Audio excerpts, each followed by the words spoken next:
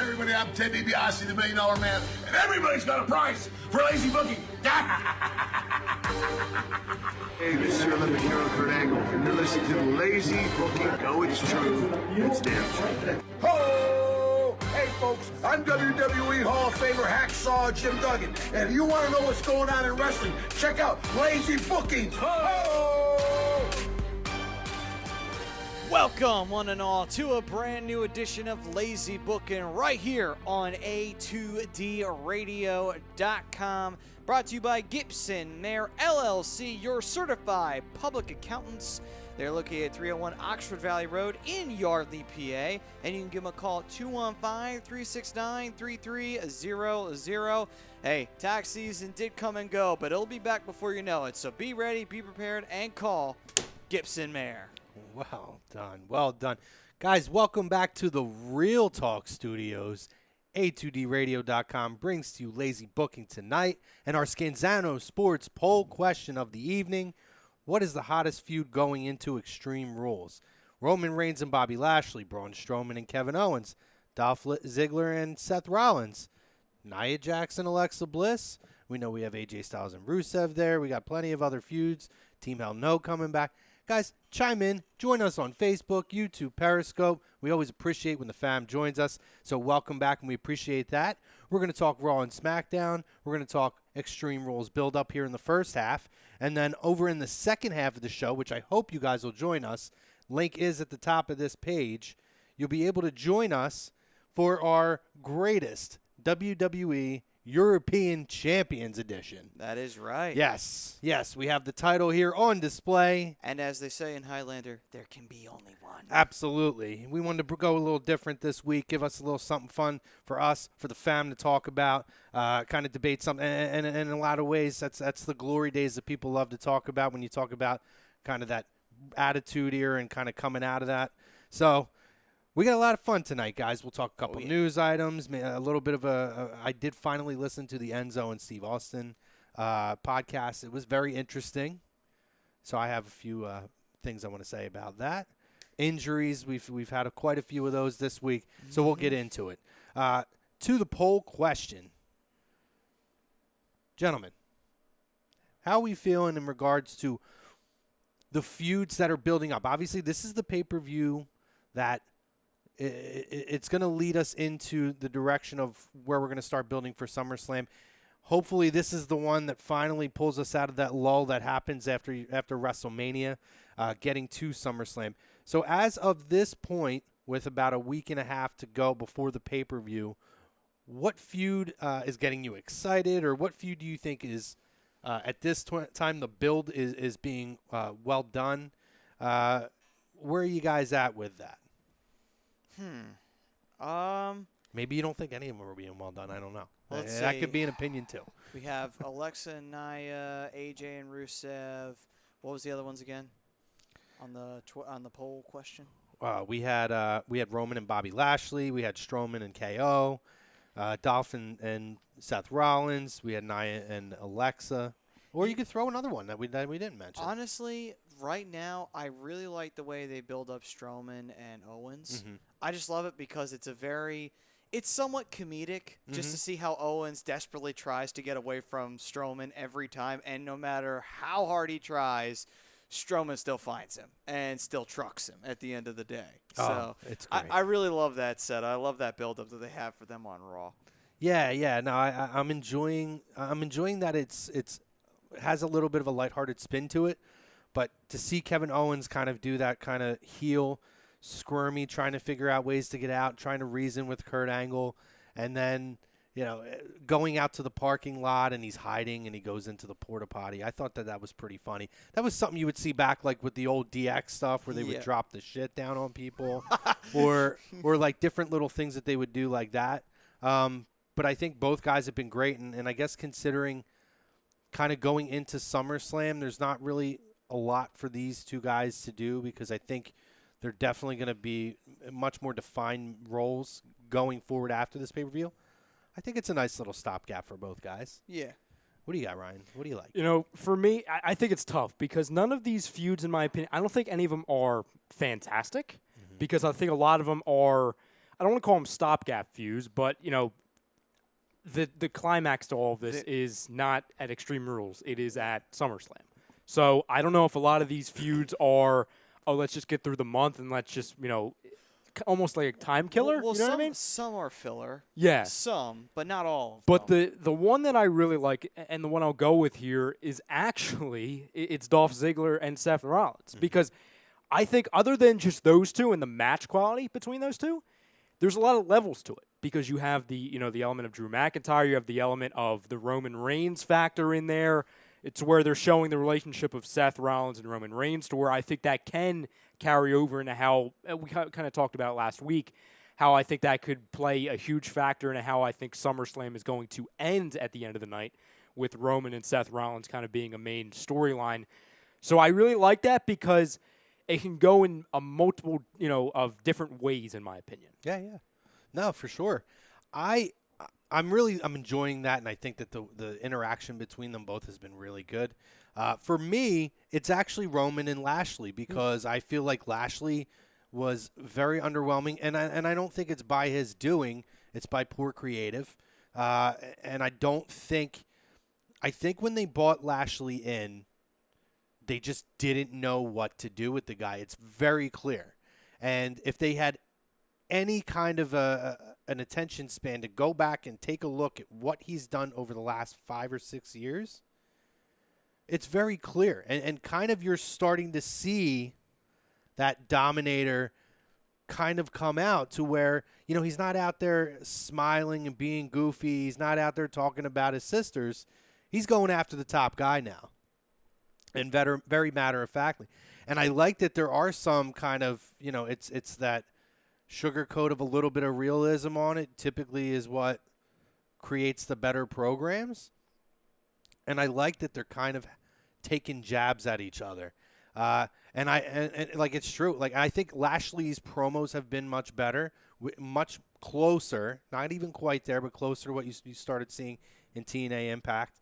But just kind of like Roman Reigns being the hypocrite of, you have this large ego, and then him getting called out on it, and like I'm happy to see that both guys seem to be in a good program, and I'm going to be interested to see what the in-ring result looks like. But this is where I think they envisioned Lashley, maybe not necessarily winning out in the feud in the end, we'll see, but being a guy that can come in and be a ready-made main event guy that could have feuds with guys like a Roman. Maybe a Brock was a vision, I don't know. Maybe a KO down the road, or a Braun Strowman, a guy that can definitely get in there, talk on the mic, and a big dude who is very believable. He can kick somebody's ass. So I think they finally started to figure it out, and they're turning the corner.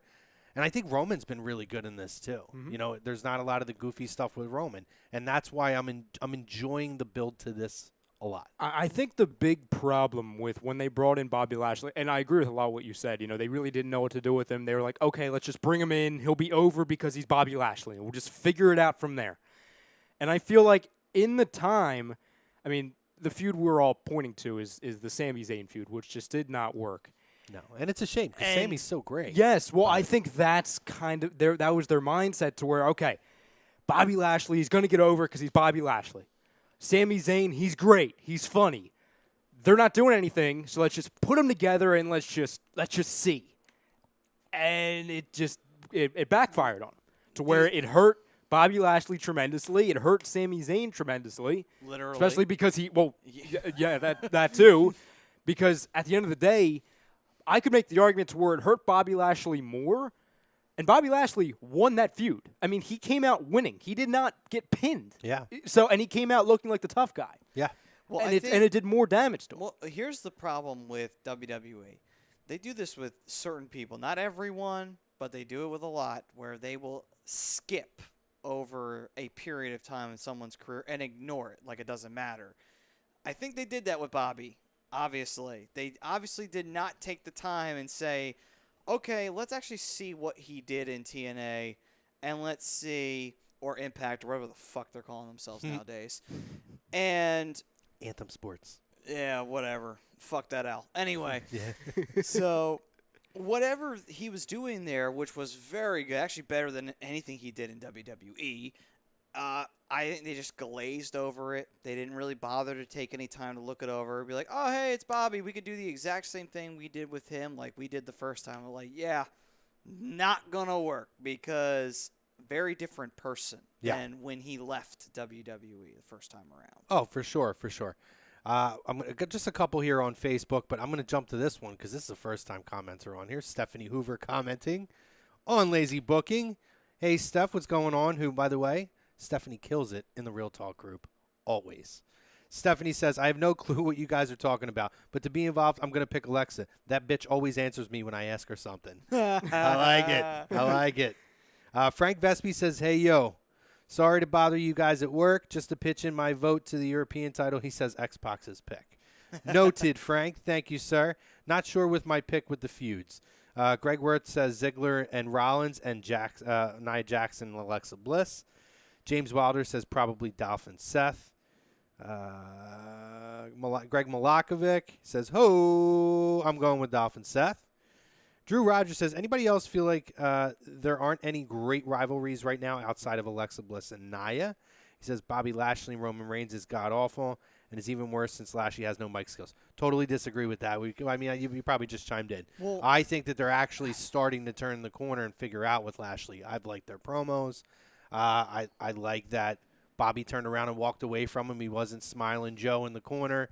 And I think Bobby does have good mic skills. Bobby, if you watch the last 5 years in Impact, was very good on the mic.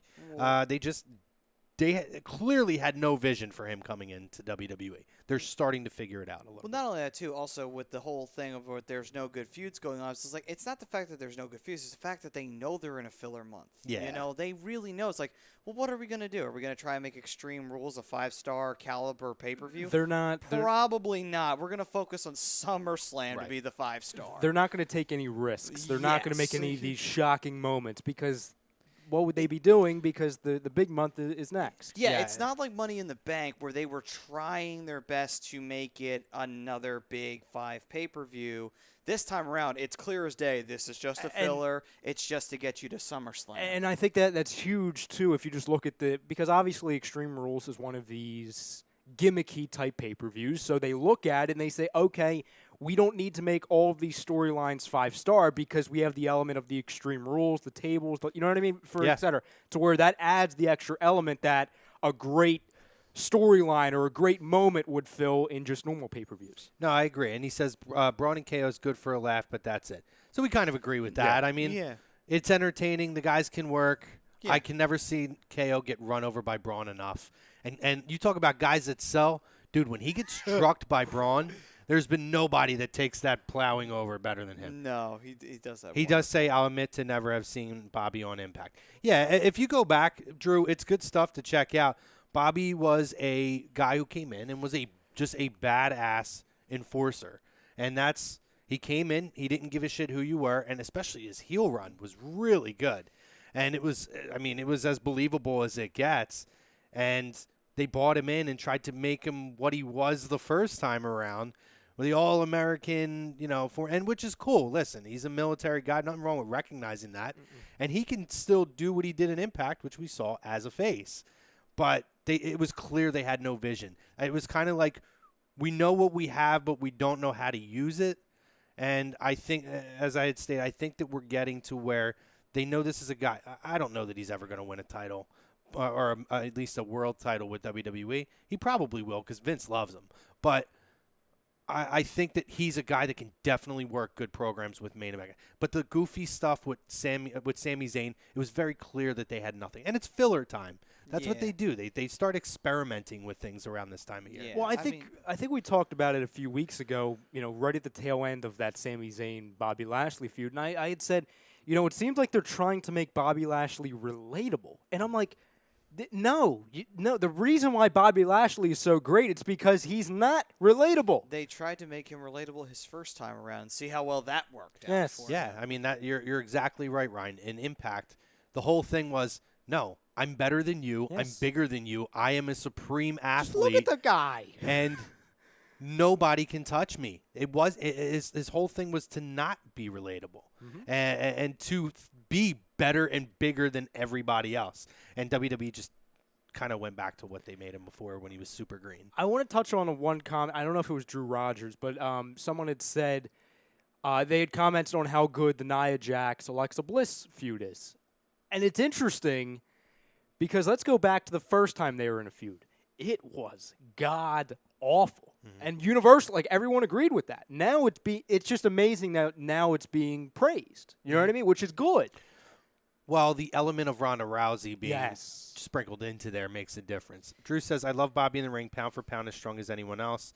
I do like the Roman Bobby angle more than his feud with Sammy. I agree. I don't think he's not quite there yet, but I think both guys are hitting a stride a little bit. And I think they'll get there. I will say this, too, about the filler pay-per-view and everything. I was just like, listen, as far as filler pay-per-views go, you could do worse. And I will say that now because for whatever reason, I like to torture myself on the network and watch old pay-per-views of WWE and WCW. Do. Oh, God, you watch like the 2000s WCW just because ones, I too. have It's to. Terrible. Half of it is worth watching Scott Steiner say something ridiculous. But anyway, with that being said, though, I was watching the February pay-per-view in '98 between WrestleMania 14 and the Rumble. The second match on the card was the Quebecers versus the Godwins. Yeah. And the crowd was dead. And the match sucked. Yeah. Like, as far as filler pay-per-views go, you want to go back to the Attitude Era? We'll go back to the fucking Attitude Era here. You want that back? Take this. This is much better what you're getting than you did back then. Yeah, Travis Downing says WWE has no real feuds or storylines. I'm just old school. To a degree, I kind of agree with it, but I think the issue now is they build the animosity but they like drag it out. Not like old days where we always harp back to like Hogan and Andre and Hogan and Savage, to where there's something significant that happens, and it doesn't have to be a match every week, a tag match. You know, we don't need the Teddy Long. This is going to be a 10-man tag match and combine all the feuds into one thing. You know, they were able to let the feuds kind of breathe and build. Here it's more of like, how much have we seen the same repetitive thing with Sasha and Bayley? It's a little different now. We'll touch on it. I don't know. Oh, boy. It was great 2 weeks ago. Not a fan of this week. It's funny. I was just going to bring Killed up, it for me this week. I was just going to say, let's talk about the worst feuds at the moment. And I was going to lead off by saying, I'll name one.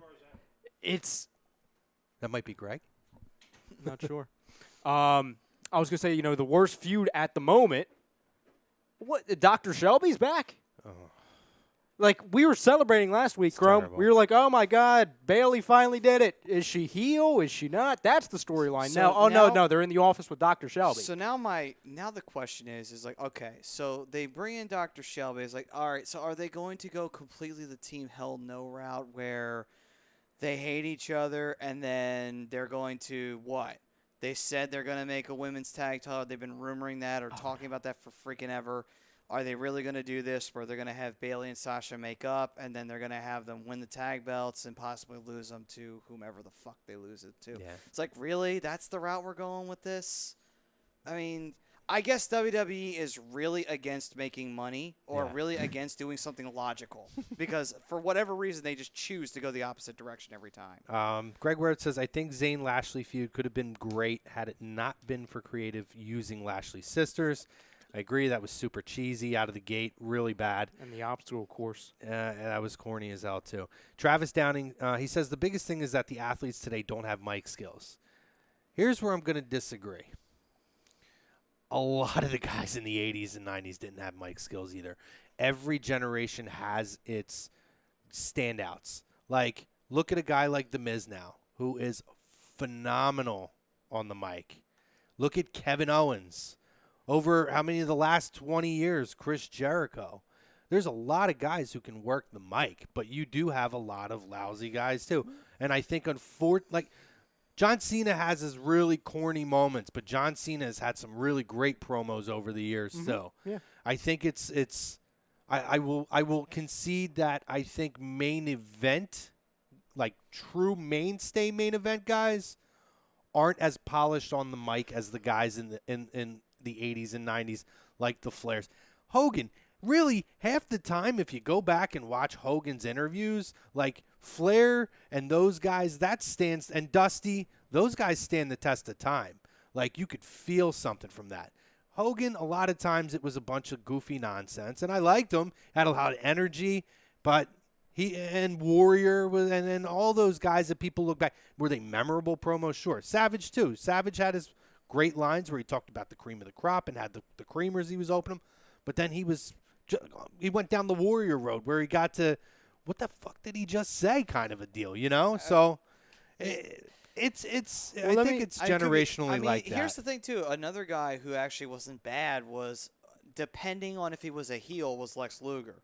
One thing, Luger wasn't bad as a heel. I didn't like him as a babyface. I still don't understand why they tried to make him a babyface at that time. Well, Yeah. I'll ask you guys a question. I just think every generation has guys who are standouts. Like, to me, I'll tell you what, like Samoa Joe, phenomenal on the mic.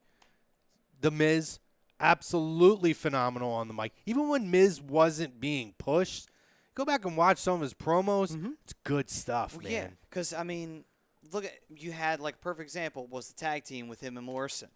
Morrison can't talk, but he sure as hell can wrestle, and he can do all the flips and kicks and shit and make the women go crazy. Absolutely. And Miz, he could be the mouthpiece of the entire team. It's perfect yin and yang between the two. Morrison apparently still can't work a mic, but still. Travis says Luger was better as a heel. I agree. Thank you. I'll ask you guys a question. Among the main event stars currently, who's the worst on the mic? Roman?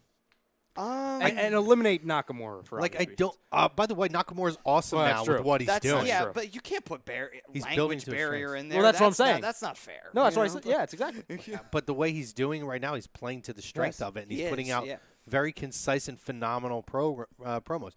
By the way, AJ Styles, another guy who does a great promo. Worst. I mean, you could say Roman, but I think Roman's hit and miss to me. It's almost like Hogan. No. And not quite to the level of Hogan, but it's almost like Hogan to where sometimes like there's something really great that comes out of there, and sometimes you're just like, oh, that was cheesy as hell. That was awful. The worst is Titus O'Neil. We're talking main event. A main event. Okay, I didn't realize Oh, you were throwing if that in we're there. talking I like the period, entire Oh, roster, God. Titus O'Neil is. No, see, I like Titus Worldwide. if we were promos. going period, I would have said Jason Jordan, maybe. Jason Jordan's bad. Jason Jordan's terrible. Oh, really? Because I thought Jason Jordan, before he got hurt, was really starting to get good. Well, no, I'm talking about when the whole thing started with, I'm Kurt's son, when he was supposed to be, the lovable son, not before he became this cheesy. Chad Gable's bad, too. But in hindsight, true. though, I feel like that was a slow build to being a heel. Like, I almost feel like they were trying to get the heat on him by that. Which they I really, truly do. WWE They would did all right. appreciate you saying that because I think they're like, oh, wait, he sucks on the mic. He's not getting over. Let's try and save this. Oh, how often do they try to save something, though? They ride the horse into the ground. Well, this one, I don't know, and because they dig it back up and beat it again. maybe because they afterwards. probably had so much high hopes for this. They're like, Not- oh, God, let's try and make something of this. Another absolutely phenomenal guy. Elias. Good yeah. Lord, God, Elias yes. is unbelievable. Amazing with what he can do. If I'm looking, I don't know. Rusev, maybe? I love Rusev. No. I hate Ambrose. I think Ambrose is awful on the mic. True. I think he's corny. I think that if he doesn't come back as a heel, this whole time off was a wasted time. It'll be like he never went away. I'm sorry. I know people like, he's not a lunatic fringe. Well, he's just a goofy guy who comes off like he doesn't give a shit because Austin called him out on his own podcast. Yeah. He's lazy. He won the title and got complacent. Yep. And I think it showed in his promos, in his in-ring work. That's it. Did his little rope move. That's it. 7 times. How many rope moves are we going to see? That was always the over-under every match. It's like the reset of the match. Like, rope. Zach Biting says Jeff Hardy can do some bad mic work when single. I agree. I don't love his either. Yeah, Jeff's been a little rough. But see, it's tough. Like, who? I'm honestly trying to. It might just be Roman. Nah, I don't think. I can't. I don't think it's Roman. All right, then who is it? Like, we got to. That's the whole. I think it's Ambrose. You know, I don't like Ambrose's here's the promos thing. at all. I would agree with Ambrose for the fact that Ambrose is a better heel, and the only reason why he's a better heel is if you watched his stuff in CZW, he was perfect for that. I don't like Ziggler. I feel like Ziggler, it's the same spiel over and over and over. See, Ziggy. They tried to give him a different thing with these guys are all, you have to have a gimmick, and it worked for 1 week, and then it got awful again. See, I don't mind Ziggler, and I guess this is one of the main reasons why I'm not a fan of Roman on the mic. Ziggler has passion when he talks. Roman kind of goes back to the monotone, you know what I mean? Just the monotone, the way he talks. You know what he tries to emulate, since he's the big dog. He's trying to emulate the Undertaker, because that's what Taker would do. Taker would show no emotion in his promos. But Roman's alive. The Undertaker's the dead But man. you see, No, I don't think that. I think Roman just tries to come off as this is my Yeah. yard. Like, that's it. like, Fuck all y'all. Like, that's what it is, and it's just, I don't know. I don't hate it, though. No, I don't hate it. I There's just times where it comes off great. Then what was that, like, the real goofy lines he used to say on, like, I can't even remember. Oh, that God, I know what you're talking about. Something about, was it, like, Irish potatoes or something No. like that? I know he Didn't made he say fun- something about he made Irish fun of- potatoes I'll pull once? it He up. might have, but I know he made remember fun this. of Rusev and Lana with the Sasquatch babies and Yeah, everything that was like pretty that. bad, He too. did that on SmackDown. That was bad. And then he threw Lana into the cake, which was kind of funny. I love Rusev, by the way. I think Rusev's promos are fantastic. Rusev's fine with that. Aiden English is fantastic. Well, that's the only reason why I brought Rusev up in this, because he kind of has a mouthpiece. You know what I mean? But that's not a fault of Rusev. That's just Aiden English. See, No, I think that can't Aiden even- English just really feuds the Rusev Day stuff. And it's not Jinder, because of all the things I like to criticize Jinder about, it's not his mic skills, because he actually does a great job of pissing off the crowd. All he's got to do is say, "Yeah, I was the WWE champion," and then that'll just piss everybody off. I mean, some would argue, and it depends on what end of the spectrum you are, Bray Wyatt. Because Bray Wyatt sometimes comes off like an absolute genius in his promos, and sometimes it's like, He doesn't say anything. Yeah, what the fuck He's did just he like, just he say? just said a bunch of words He kinda- in yeah, he- unison. Like, that did nothing. he to get suffers me from the excited. Ultimate Warrior syndrome every once in a while. See, that's the thing too. That's the one difference you could tell between Matt Hardy and Bray. Like, when Bray's talking, you're like, okay, I don't know what the fuck he just said, but at least with Matt, you kind of have an idea of what he's talking about. I don't at love least. Finn's promos. I just don't. I No. don't care Finn's for are him. kind of just. See, I don't even know if Finn can be blamed for those promos, because I think it's just the way that they want him to come off, pretty much. No, I think that's probably him. I I'd like to found- see him as a heel, though. I found the phrase you were thinking of with Roman Reigns. It was with Sheamus, right? Well, it was back on January the 9th, 2015. Okay. He said, quote, suffering succotash. He said that. He did say And that. something about donkeys or something. Oh, God. People are quoting it in I'm here. telling you, there was one thing he said about something with your Irish potatoes, too. I'll I promise you there's an Irish potatoes reference somewhere, and I believe it was with Sheamus. I'll go on Google. I'll just search Roman Reigns Irish potatoes. We'll see what happens. Yeah, but I mean, I think there's a lot of candidates you could throw in for worse promos. I mean, today here's the There's thing. also guys that they don't put in the right position. I'm not Yeah. saying his promos are bad, because I never really think he has a bad promo. But Bobby Roode as a heel would be one of the best promos in the company. But as a face, he's just kind of middle of the road subpar. Something about tater tots. That was the one, the tater tots. Oh my God, I remember that one. Now. That was with. I thought Oh. it was with Sheamus, right? Something about his tater tots. Oh, here you go. There's a quote.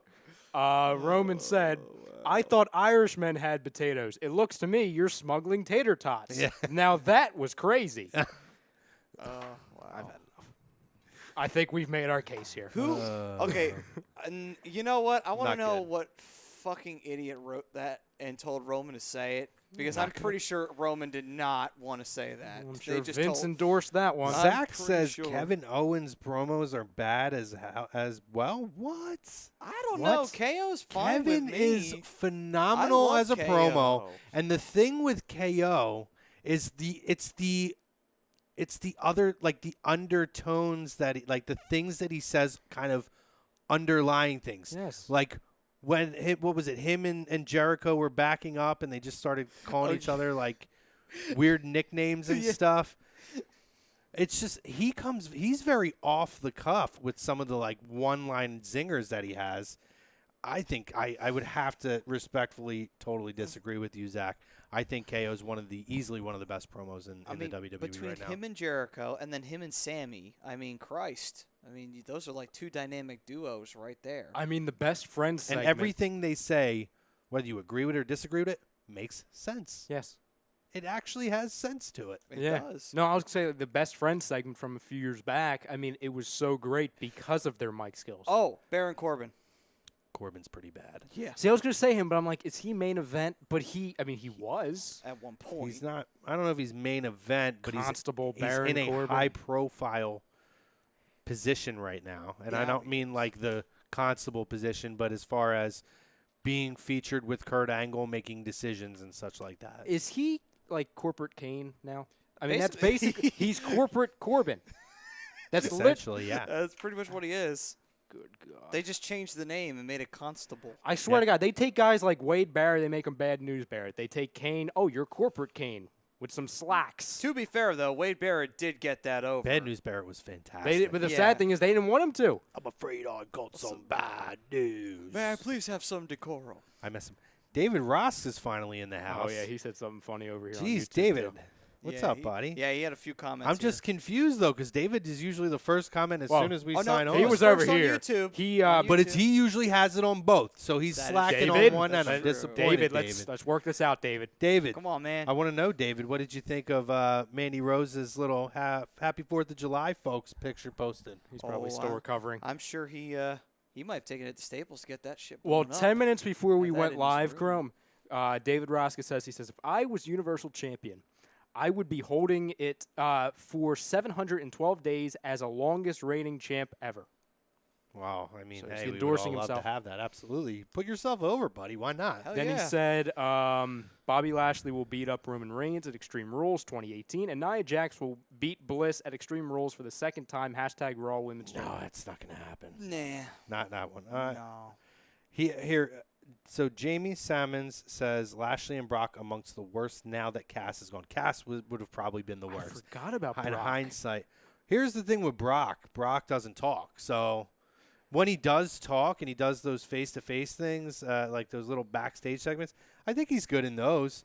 But he doesn't talk enough. He probably would be one of the worst if he had to talk all the I think time. they learned their lesson from way back Yeah. in 2003 when he didn't have Paul Heyman and he was speaking as Yeah. a babyface.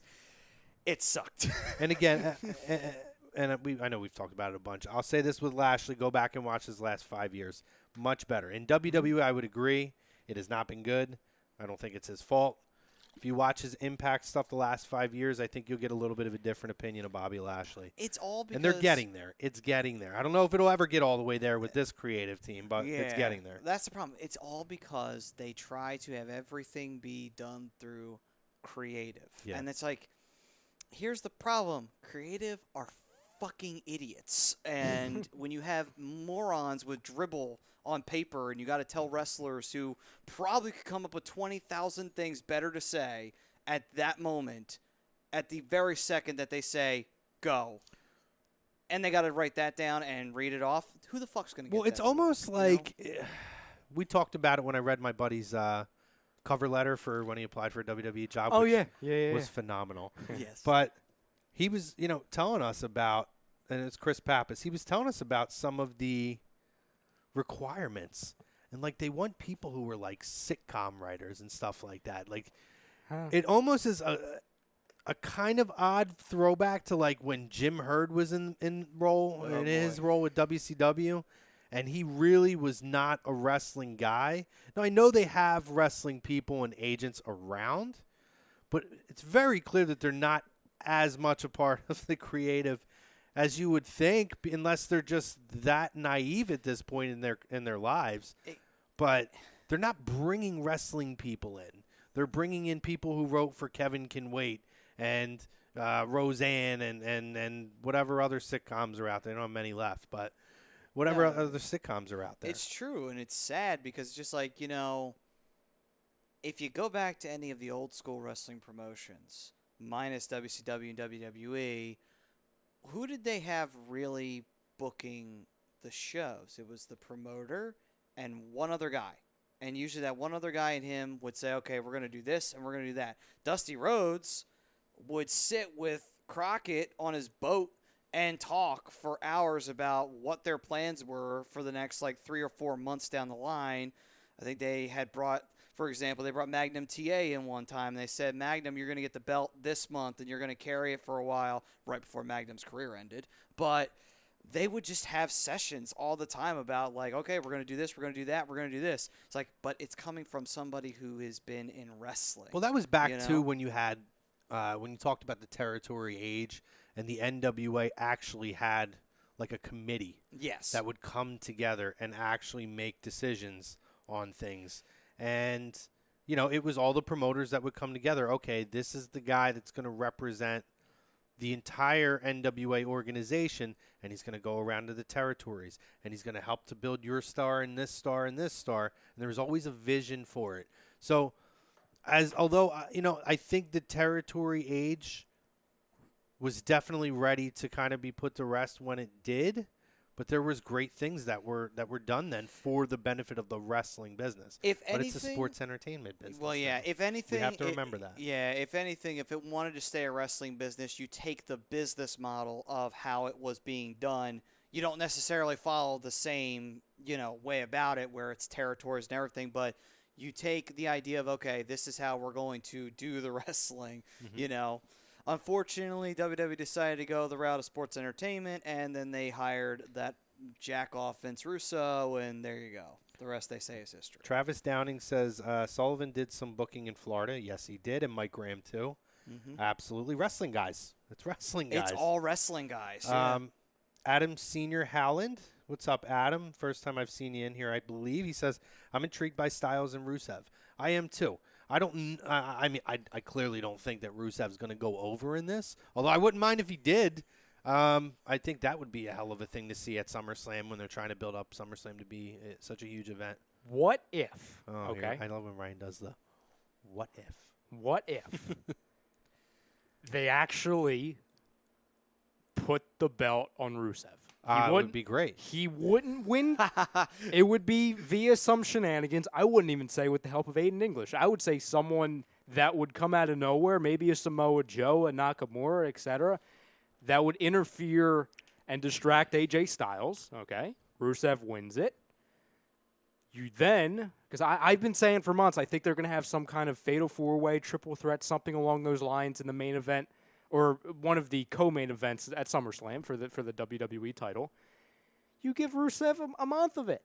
You know, like, oh, here you go. It's in kind of a transition pay-per-view. It's a gimmicky one. Like, do we know that is there a stipulation to this match? No, Rusev? I think it's just a regular singles match. See, if that was an Extreme Rules or a No Holds Barred, I would definitely really be predicting that. That's another thing too. Why are you going to call a pay-per-view? Seriously, I have to ask, why are you going to call pay-per-view Extreme Rules and only 1 or 2 or 3 matches are going to be Extreme Rules? That's the same thing with Hell in the Cell. It's like, oh, we're going to call the pay-per-view Hell in the Cell, but we're only going to have 3 Hell in the Cell matches. Then why the fuck are you calling it Hell in the Cell? Yeah. The entire idea is that every match is going to be in the Hell in the Cell. When...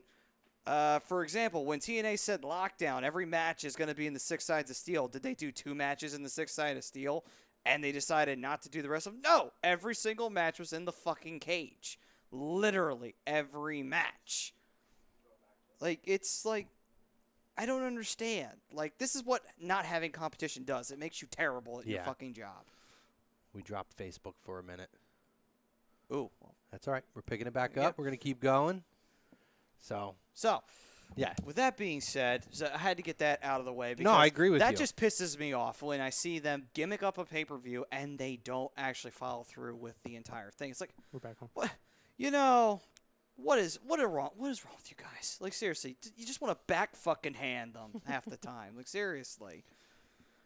But anyway, so with that being said, other notable things that happened on Raw. I mean, obviously. To be fair, though, the way that they've been building up the whole Ziggler and Rollins thing, I'm intrigued by because of the fact that you have the Drew McIntyre, you know, element in the background. because you don't know when it's going to happen, but you know at some point it's going to be where someone's going to turn on somebody, and obviously McIntyre's the guy who they want to push to the main event level. Ziggler is going to most likely, of course, as always, stay in the bottom, in the mid card, not bottom, but because he's usually a mid card talent. For a second it said that we were live on the old stream too. It had 2 streams run at the moment. Interesting. Yeah, sorry guys, we got dropped from Facebook for a minute, but we are back on Facebook. So thank you if you're making the jump back with us. Thank you for sticking Isn't there with us. an old Gene Snitsky line I could say right now? It wasn't my fault. No, there you go. It wasn't my fault. Who, by the way, as we mentioned last week, Gene's wrapping up his career, so He did. kudos to him. Look at that. Look at that transition, huh? One of who the said- And who said that Kane and Lita thing didn't help nobody? one of the most iconic. Oh God. One of the most iconic things I think we've seen. I mean, that was just a great moment in Raw history. Iconic. It really was. I mean, Gene Snitsky hit Kane in the back with a chair, and then he accidentally killed the unborn child between him and Lita. Well, punted the baby. Classic moment in Raw history. Not to go to backtrack, but before Facebook cut us off, I was going to say, it's a gimmicky pay-per-view, okay? No one's really expecting any title change. There's the one main title is for AJ Styles and Rusev. So you would think it's got to be the main event, correct? Well, I could you see would it being think. Nia and Alexa.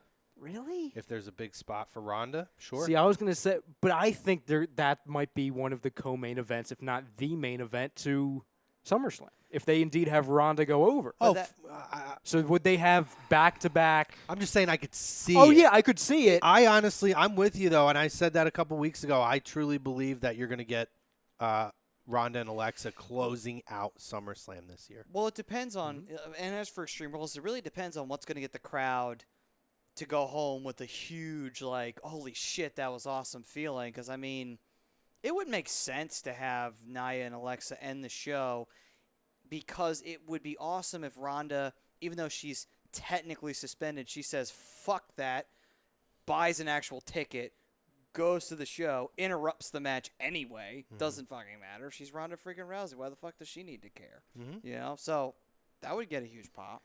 I could just, I mean, if you're putting a gun to my head, I'm still saying AJ Styles is beating Rusev, but they main event, he wins it, some shenanigans, next pay-per-view at SummerSlam, he drops it. It would be nice of them to do that. Hate it. No, I would like it I because wouldn't it's something hate it different. either, but unfortunately, this is WWE, so it's Well, not. I don't know if you say that when you talk about an AJ Styles program. No. This is WWE. Because to me, you have I'm pretty sold on Samoa Joe and AJ Styles at SummerSlam. Mm-hmm. I don't think there's a program out there for Rusev right now that could top that. No. I could see Rusev maybe something with Jeff Hardy going for the European title. Jesus Christ.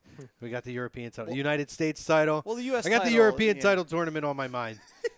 I just honestly think, I'll just throw this scenario out to you guys, and they would never do it because they haven't done it in a while. I'll go back to WrestleMania 2000 where they had the main event, which was the Fatal 4-Way, but it was single elimination. It was an elimination for match. sure. And there was a McMahon in every corner. You have a Yes. situation where, say, for example, it's Samoa Joe, AJ Styles, Rusev, and Daniel Bryan, okay? Or The Miz. Or Kenny Omega. Or, yeah, that'd be good, too. So let's just say it's Daniel Bryan, Rusev, Samoa Joe, and AJ Styles. It's an elimination match. You can have Daniel Bryan and Rusev get eliminated, and then you have that Samoa Joe, AJ Styles match, and then that can go on and on and on. Because you're going to want that feud to go for months and months. So instead of having 4 straight Samoa Joe, AJ Styles matches, which I'm not going to complain about, but you're going to have to do things differently, have it start out and be birthed by a 4-way elimination match. And then you have Cody come out and shock the whole world. So here's what I'm thinking and why I wouldn't love that. Because they just did a 4-way last year. I don't want to see it again personally. It's just me. Secondly, They did. and this is just something that just came into my mind now. The network, especially when you watch like Something Else to Wrestle with Bruce Pritchard and Conrad. What is his name? Conrad Kennedy. Conrad, whatever. I can't stand. He's actually pretty annoying to me. But anyway, there is a lot more recognition. There is now film clips of Anthem Sports allowing WWE to utilize the TNA footage. The build-up that they could have to a SummerSlam match between AJ and Joe. Oh. And have an episode of something else to wrestle with where they talk about their feud in Ring of Honor and their feud in TNA and Impact. And then use that as like something to build this huge feud. And then be able to do you could do like SummerSlam, they've done it before. Similar to when WrestleMania comes up with network content, they come up with specials to build the big main events. Not only that, too, like the fantasy booking in me, it would have been wonderful if they had just done this. And it was just, this was going to be a one-off, and you had time to prepare for this and everything, but you decided to have Joe, AJ, Daniels. The unbreakable three-way. One time. It doesn't have to be multiple times. It's Maddie's one like in champ. He's one like in time. all of these independent Kenny Omega, Cody Rhodes. I can't help it. I watched NJPW yesterday, and I now would- it's got I me would wondering why the I hell would is love WWE it, not but, like like, this? I'd love to see Omega. I really don't have a desire to see Christopher Daniels. It's not for long term. It's literally just a one-off match. You know he's not going to win. But it'd be that's great the to see. But here's the thing I look at with that. Would it be a great match? I'm sure it would be. But WWE has Samoa Joe and AJ. Like, you bring Yeah. Christopher Daniels in to enhance another talent. Those dudes are head and shoulders at this point, at least as far as recognition and name, like really name recognition, head and shoulders above Daniels. Well, to me, it's just a distraction. They don't need it. They don't need that at all. And Maddie, which one would you rather have? Because you know WWE is not going to put the TNA spin. They're not. They're not going to copy. No, They're going yeah, to. You you're know, right. what would you rather see? Daniels no, in that, you're- or would you rather see Daniel Bryan in that? Because Daniel Bryan, AJ, Daniel and Bryan- Samoa Joe is more realistic, and I think would be better. I agree. Like, if you're talking triple threat and you want to maximize, because not only you talk about a guy that has past history with them, they can go back to the Ring of Honor feuds that those guys used to have. That I have DVDs of the American Dragon, Bryan Danielson, in matches with Samoa Joe and AJ Styles in 2002 and 2003 and 2004 that were phenomenal matches. Man, this just really. You could harp on that and add this- that in. That this- adds an element to it. This is even worse because this makes even losing Austin Aries even worse because you could easily throw him into that match too. Like, See, you, I no, But he disagree. doesn't have the history with he those does. guys. He has history with AJ. He has history with Joe. He has history with Daniel Bryan. Maddie, little this bit. is where I disagree, though. In WWE's eyes, even if they had him, he would never be in that situation because he's not getting off of 205 Live. Because if he was, he'd still be here. Well, Same thing with Neville. Well, yeah, think but that- Neville's a different story. Yeah. But Aries is the kind of guy who has the ability to be in that picture. I think WWE just didn't understand. I'll say that I think that WWE misused him. I have an honest question for Maddie though, Sure. because you do, and it's I get it. Like, you always want to throw in like these guys who aren't in WWE at all. So my question is, why do you feel the need to do that every time? Because a lot of times I agree with you. Like, throwing some of these guys in, bringing them in, whether it's a one-off or a short-term thing, I think would be beneficial. But like in AJ Styles and Samoa Joe, do we really need any of those guys? Okay, no, in no, it? no, you don't. I was just throwing it in there at fantasy booking Yeah. style, like just And wanting I- to do yeah. it for that reason. And I get it, but to me, I think you've seen the best of those guys. Then now, like, at this stage in their careers, I agree with Ryan where you can pull that element you want to see. At this age, did anybody ever think they would see Daniel Bryan, Samoa Joe, and AJ Styles as top names with the WWE at the same time? No, man. And guess what? They're all on the same show now under the way that WWE does it with the branding. Like, you could fucking create that shit now. And the problem is, we as fans, I get it. We want to look back on matches from years ago and say, yes, recreate that now under the WWE umbrella. The thing that's tough to realize, and we saw it with AJ and Nakamura, they're not going to have that same match because you could do more things outside. They won't even let Samoa Joe do the Muscle Buster. That's right. So they're not only older, they can't have the same moves that they did back in TNA or Ring of Honor. That's why I would say you instead of bringing in Christopher Daniels for a one-off because he was the third part of that match, put in freaking John Cena because they trust him, and that way they could do more things because they know Cena's the type of guy they can trust. You don't want them to shit on the match, though. No, I'm not saying that. But But they would if Cena's in there. my only point, I think you're saying this as well, Chrome, just because it worked 10 years ago, even 5 years ago, outside of WWE, most cases it's not going to work in WWE because they're going to be more limited. We just have to be careful as fans because it's very, very hard to recreate or make it better. Listen, did we not just see that with AJ and Nakamura? That's what I said, yeah. Absolutely, from Wrestle Kingdom. My thing is, sometimes it's fun, and I agree with some of the times that we talk about that. Like, you could definitely do like that.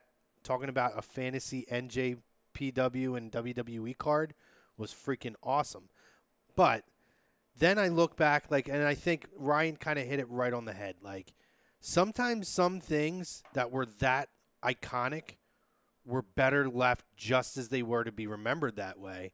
I don't think you would get the same thing with Christopher Daniels with them, but I do think you could get something different that you never saw and still at an amazing level by putting a Daniel Bryan in that spot. Like, I think a great topic, not just because we have so much to talk about tonight, but like in future shows, I think a great topic, and I'm sure the fans would enjoy it as well. Like, what's your ideal triple threat? Like, you could pick anybody in WWE, like your go-to. You know what I mean? If you wanted to have a Samoa Joe, AJ Styles, or Daniel Bryan, or it's three other guys. Are we containing ourselves to the current era, or are we? Yeah. Oh, okay. Just on roster. All right, I'll let you use NXT guys too. You know what I mean? We're not pulling Andre and. Okay, because I was gonna say I didn't know where this was going. If we did that, we'd have a 5-hour show. Yeah, and that was gonna be a little tough. Yeah. Yeah, no, but no, I mean I think that would be cool and kind of go through like some different dream scenarios. Book a fantasy pay-per-view. How would you book it? And why would you book it? Yeah. Like, absolutely would be cool. Fuck yourself in your house. That's right. The jobber in your house. The champion would be Tito Santana. Thicky Don says, where's Wilson and Arnone? This is the wrestling show, Thicky. I'm convinced that's a burner account. Probably. I think it is. I mean, do you think? I know. Okay, is it Brian or Tom? No, I don't know. I don't know who. I thought I was the burner account. Yeah, they'll be back on Sunday, brother. No.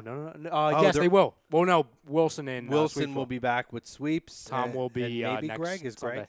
Yeah, Greg will be there. Yeah, Tom's away right now. Dion Brown says, what's up, fellas? I'd say Nia and Alexa, that feud is my go-to for obvious reasons. I was going to say Dion. Absolutely right. Rosie Palms over there, Dion. Rosie Palms.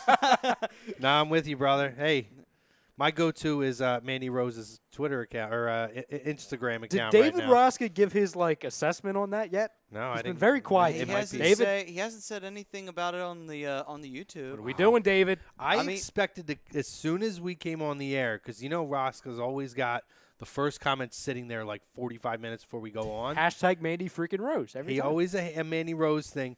I expected to get a total breakdown of that lovely patriotic picture that was posted on Instagram. 7 different messages, 6 paragraphs in each of them, just a full breakdown. Pros, cons. Yeah. Comparisons. So a couple news points this week, guys, because I know we're going to be jumping off in the second half. We're going to do the European. So let's jump into a couple quick news points this week. Obviously, Bray Wyatt hurt, car accident, head-on collision. I'm going to have to read more into this because now they're saying it looks like he may be responsible for it. Oh, no. So we'll see. I don't know if it's I don't think it's like a driving under the influence kind of a deal, but I do wonder if JoJo was in the car. Just saying.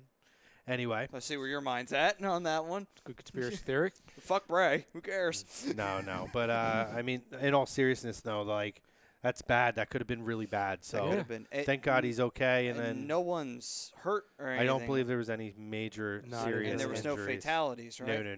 Good. No, I feel like if there was, we would have heard about it. Because if there was, it's like, oh, man, we got involuntary manslaughter charges. Yeah, no, I don't think we had any of that stuff. And obviously the news of Ruby Riott sprained MCL, got hurt the other night at a live event. Is it just me, or is it every time they're about to push someone, somebody injury? Gets hurt? It just always happens. Yeah, it's very unfortunate for Ruby, and she's been so good. She's one of the. I'm telling you, we talked about before we went in there. I think she's a top 5 woman in the women's division altogether right now. See, that's the thing too. A lot of people like to give her shit, but the thing is, it's just like all you gotta do is go back. Not even to her NXT days. Go back before that. You see, she can out wrestle men. Like Yeah. that's how talented she is. If you didn't get a chance to see it, WWE is doing this thing on Facebook where they're kind of showing the origins of a wrestler. They did a Luke Harper one. They did the Ruby Riott. Absolutely fantastic. Go back and check it out. You could find it it's on Facebook. But, yeah, I mean, hopefully Ruby's okay. Hopefully it's not a long-term injury and that she'll be able to bounce back. I did listen to the Enzo podcast with Austin.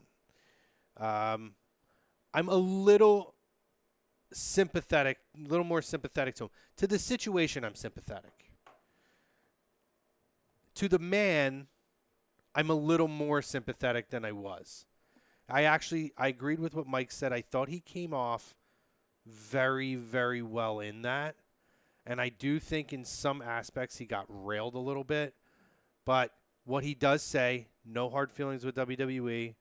He has no plans to come back, but he said it's not something he would close the door on. He may down the road if there was an opportunity. But he's going to pursue his music, which apparently was something he was pursuing anyway. And he was actually thinking about taking basically, he didn't think he was going to be in that long anyway. But he said he loved the company so much he would have worked until they made him work, until he had nothing left to give. But at the same time, he's been hurt. He needed the time off.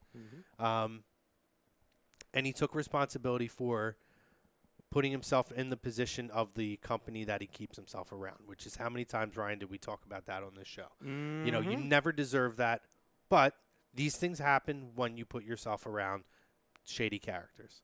So he took responsibility for that, and I will say, it is a must listen. It is very good, and I do have a little more sympathy for Enzo than I did. Well, it seems like he's starting to put it all together. It's just like, yeah, kind of a fucked up situation. Like, you know, one of my creating, the other one of just the company reacting to it. Yeah, and he's definitely he has an ego. You could clearly hear it in the podcast, but it's not quite as bad as obviously the character is. It's amped up. But even at the very end, so you know that the Phoenix, I think, is the name of the video he put out. Is it that? But even in the end of it, he said to Austin said, "Do you have anything you want to say?" He thanked the people who've supported him, and he said, "I'm always going to be who I am." But he actually was cordial enough to apologize. He said, if you're a parent whose child is a fan of me and happen to see that video on the internet, he said, I will not apologize for speaking my truth, but I do apologize if they heard something that maybe they shouldn't have heard. I thought he came off very likable. So I think it's a must listen if you guys get a chance to. Last thing on Facebook, and then we're going to go exclusively to YouTube. Guys, what's up with Randy Orton? Haven't seen him on the card lately. Again, I'm a bit behind the WWE world, but I try to stay with the program. Orton was going to work with Jeff Hardy, and then Hardy got hurt. I don't know what's up with Orton. That's a good question, Dion. I'll have to try to look at it. Wasn't Orton hurt? Maybe he got hurt. Yeah, that's why I thought he got hurt. He might have got hurt right after Hardy. I'll look into it, Dion. I'll let you know. Guys, we're going to take our break. We're going to head over to the YouTube. For the fam who's joined us on Facebook on both times and on Periscope, we appreciate it. Guys, the fun begins on the other side of the show. We're going to talk European champions. We got a bracket, randomize. We're going to discuss the greatest European champion, and A2D will crown its greatest European champion of all time. We'll talk that. We'll talk this day in history. Maddie, give us a read. All right, then. This part of Lazy Booking brought to you by Sports Outlet. For all your sporting needs, located at 703 Black Horse Pike in Glendora, New Jersey. You can give them a call at 856-939-2030. Email them at sportsoutletnj@comcast.net or visit them on the web at www.sportsoutletinc.com. Again, guys, jump over to YouTube, search A2D Radio. You will find the second half of the show. We'll look forward to seeing you guys there.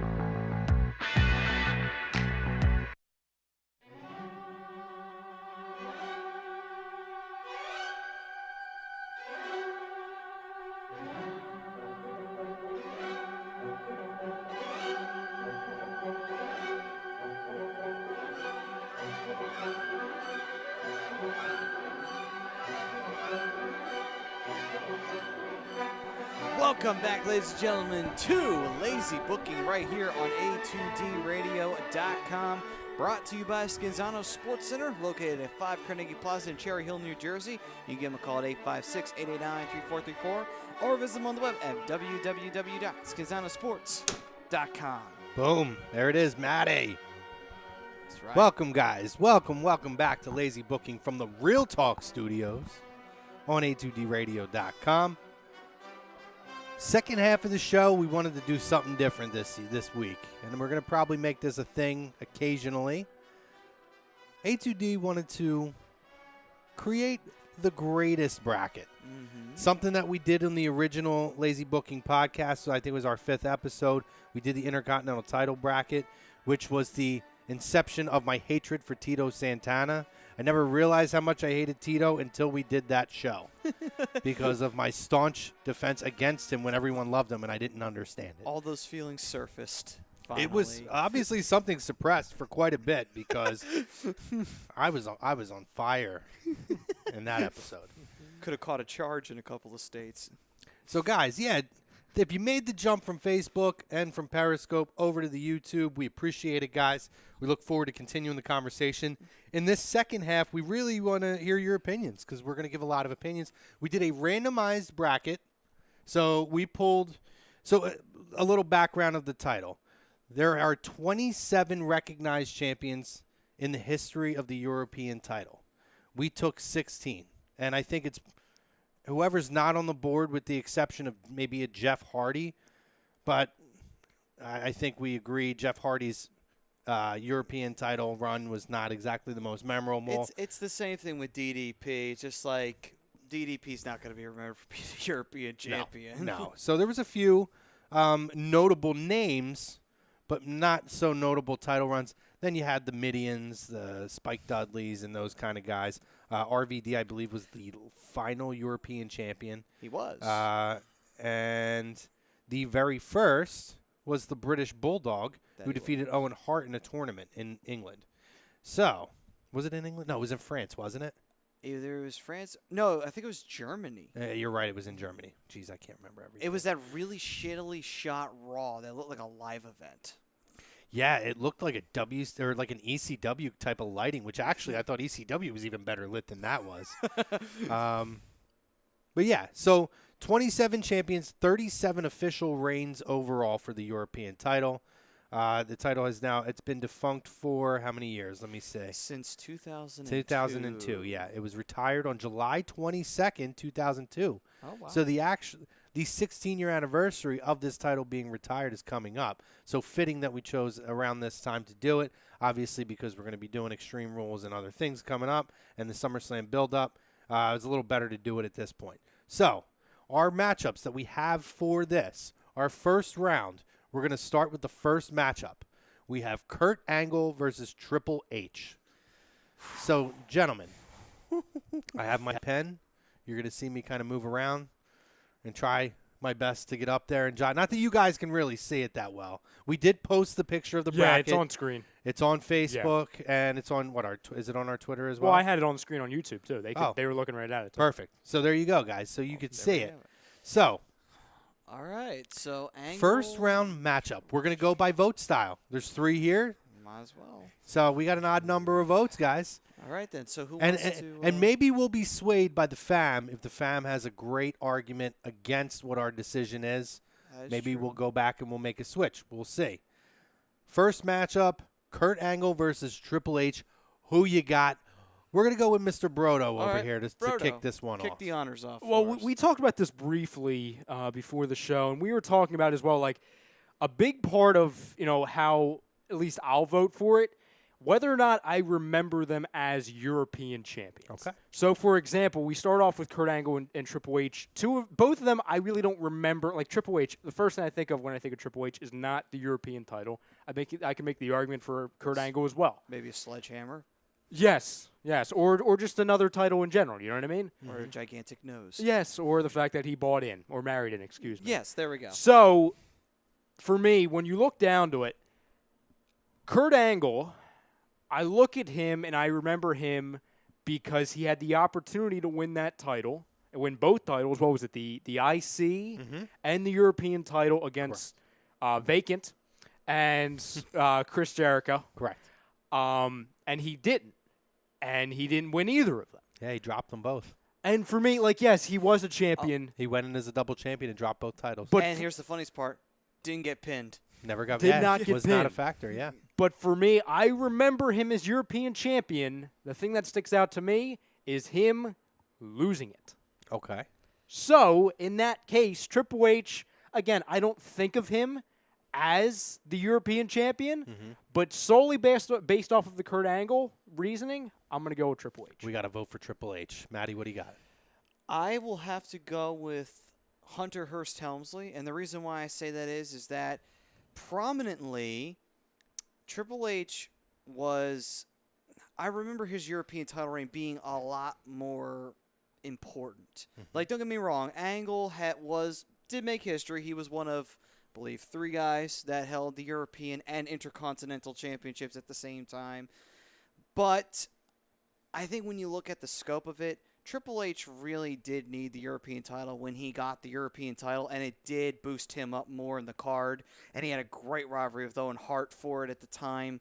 So I would say Triple H's European title run and his European championship reign was more important than Kurt Angle's. Okay. So we already know that Triple H is going to win. I'm going to make it a 3 because to me, Kurt Angle's European title run was brief but important because Kurt won every title in his first year in the company. He did. So that was something notable for him to build his superstar power. But when I look at Hunter, and I think I agree with you, it was a very meaningful title for Hunter at that time.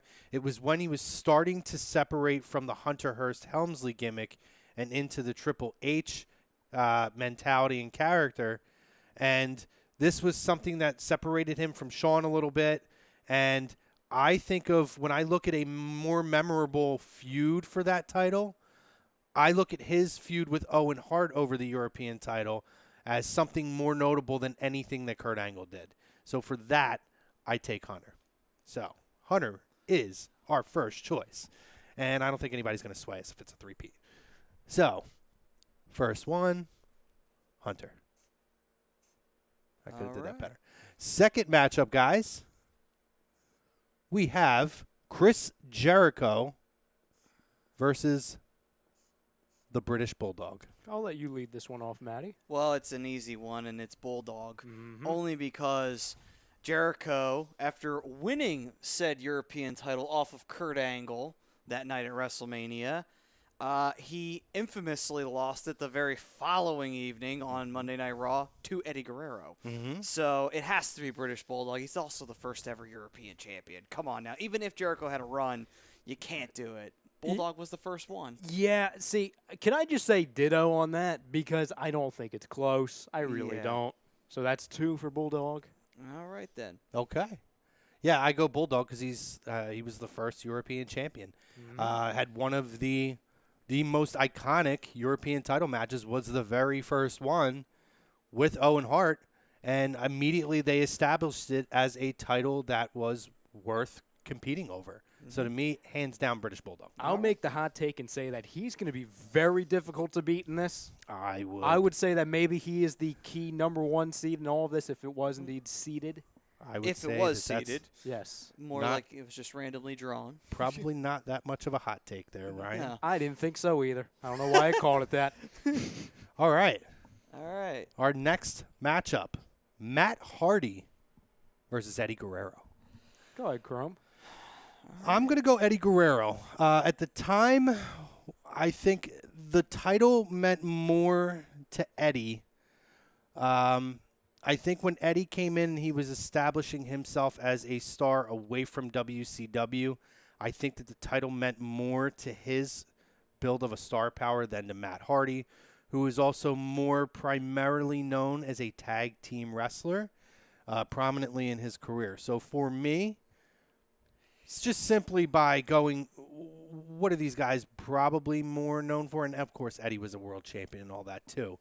But in regards to these two together, Matt Hardy, hands down, is a tag team wrestler. Yeah, I mean, for me, it would also be Eddie. And the only reason why I would say that is because, Man, we got to start disagreeing. well, not you. Hold on. We It's will. Still, it's Believe still me. early. It'll It's get still interesting. early. It's coming. It's But coming. the other reason why it has to be Eddie is because, yes, it does enhance Eddie. Eddie also was part of the Radical stable when he first came in, and it kind of broke him off of the Radical stable with China and being Latino Heat and being the European champion.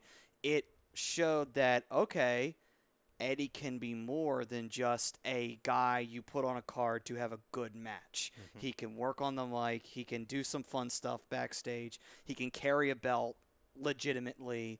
And so it was Matt, when he won it, it was kind of their attempt to originally split the Hardys up and have Jeff go one way, Matt go the other. It didn't work until 2002 when they put them both on separate shows. Agreed. So it has to be Eddie on that one. Yeah, I mean, I hate to agree, but, to go back to it, I don't think, when I think of Matt Hardy, I don't think European champion. He held it for I a think long tag. time. To But be honest, I forgot that he was actually the European champion. here's the weird part. WWE actually sent him two, oddly enough, because he held the belt for 125 days. He had one of the longest runs with the belt, but he wasn't really used on any pay-per-views. Sometimes on Raw and SmackDown, but that's it, You look at one of the longest reigns as European champion, and I can't remember a single match he had for the title. Except the one that he beat Eddie Guerrero for to get it, Right. and that's it. And I didn't even remember that. So he may have beat Eddie for the title, but Eddie beats him here. Yeah. So let's get Eddie placed into here. Eddie moves on to the second round. Our final matchup on the left side of the bracket, Christian versus Mark Henry. Go ahead, Matty. I'm pulling something up here now. So you can go All ahead. right, so nothing against Christian. This is a tough one, though. Christian did need this belt after he, it was during the Alliance angle. He just came off his rivalry with Edge, and so they wanted to make sure that he didn't lose his buzz after being a former Intercontinental champion, but he was only transitional, really. They decided to put the European title on him, and he held that for a longer time period to kind of establish him as a single star.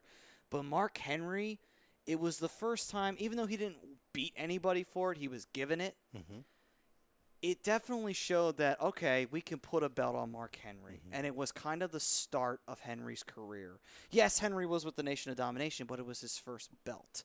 And he did hold it very well during that time period. It was a short run, but he had a great match with D'Lo for it after D'Lo beat him. But it kind of proved to me that, okay, Mark Henry can have a championship. It's not too far out of the leap of the imagination. It's a shame they never went any further than that because it took a while before they put another singles title on him.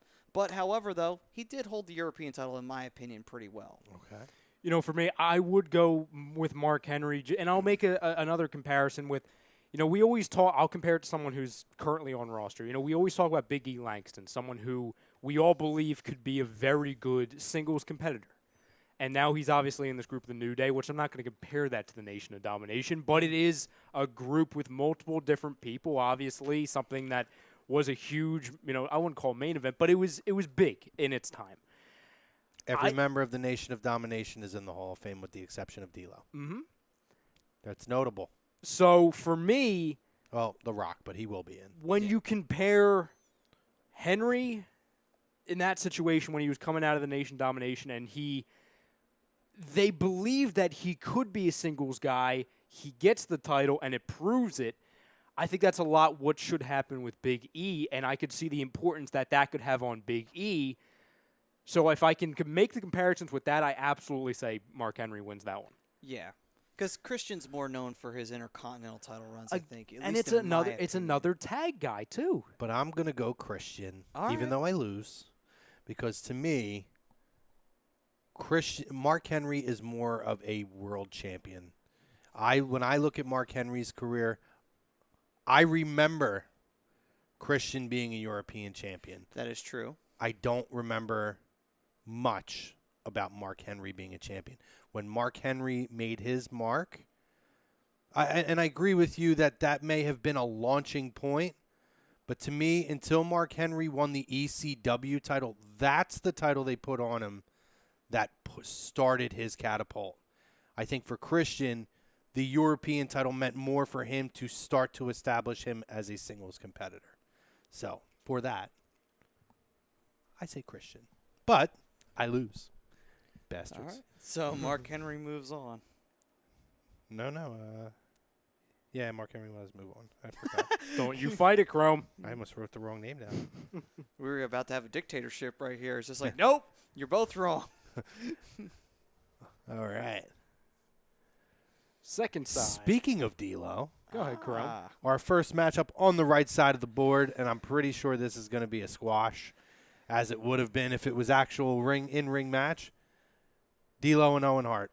I'm going to kick it off. Owen Hart.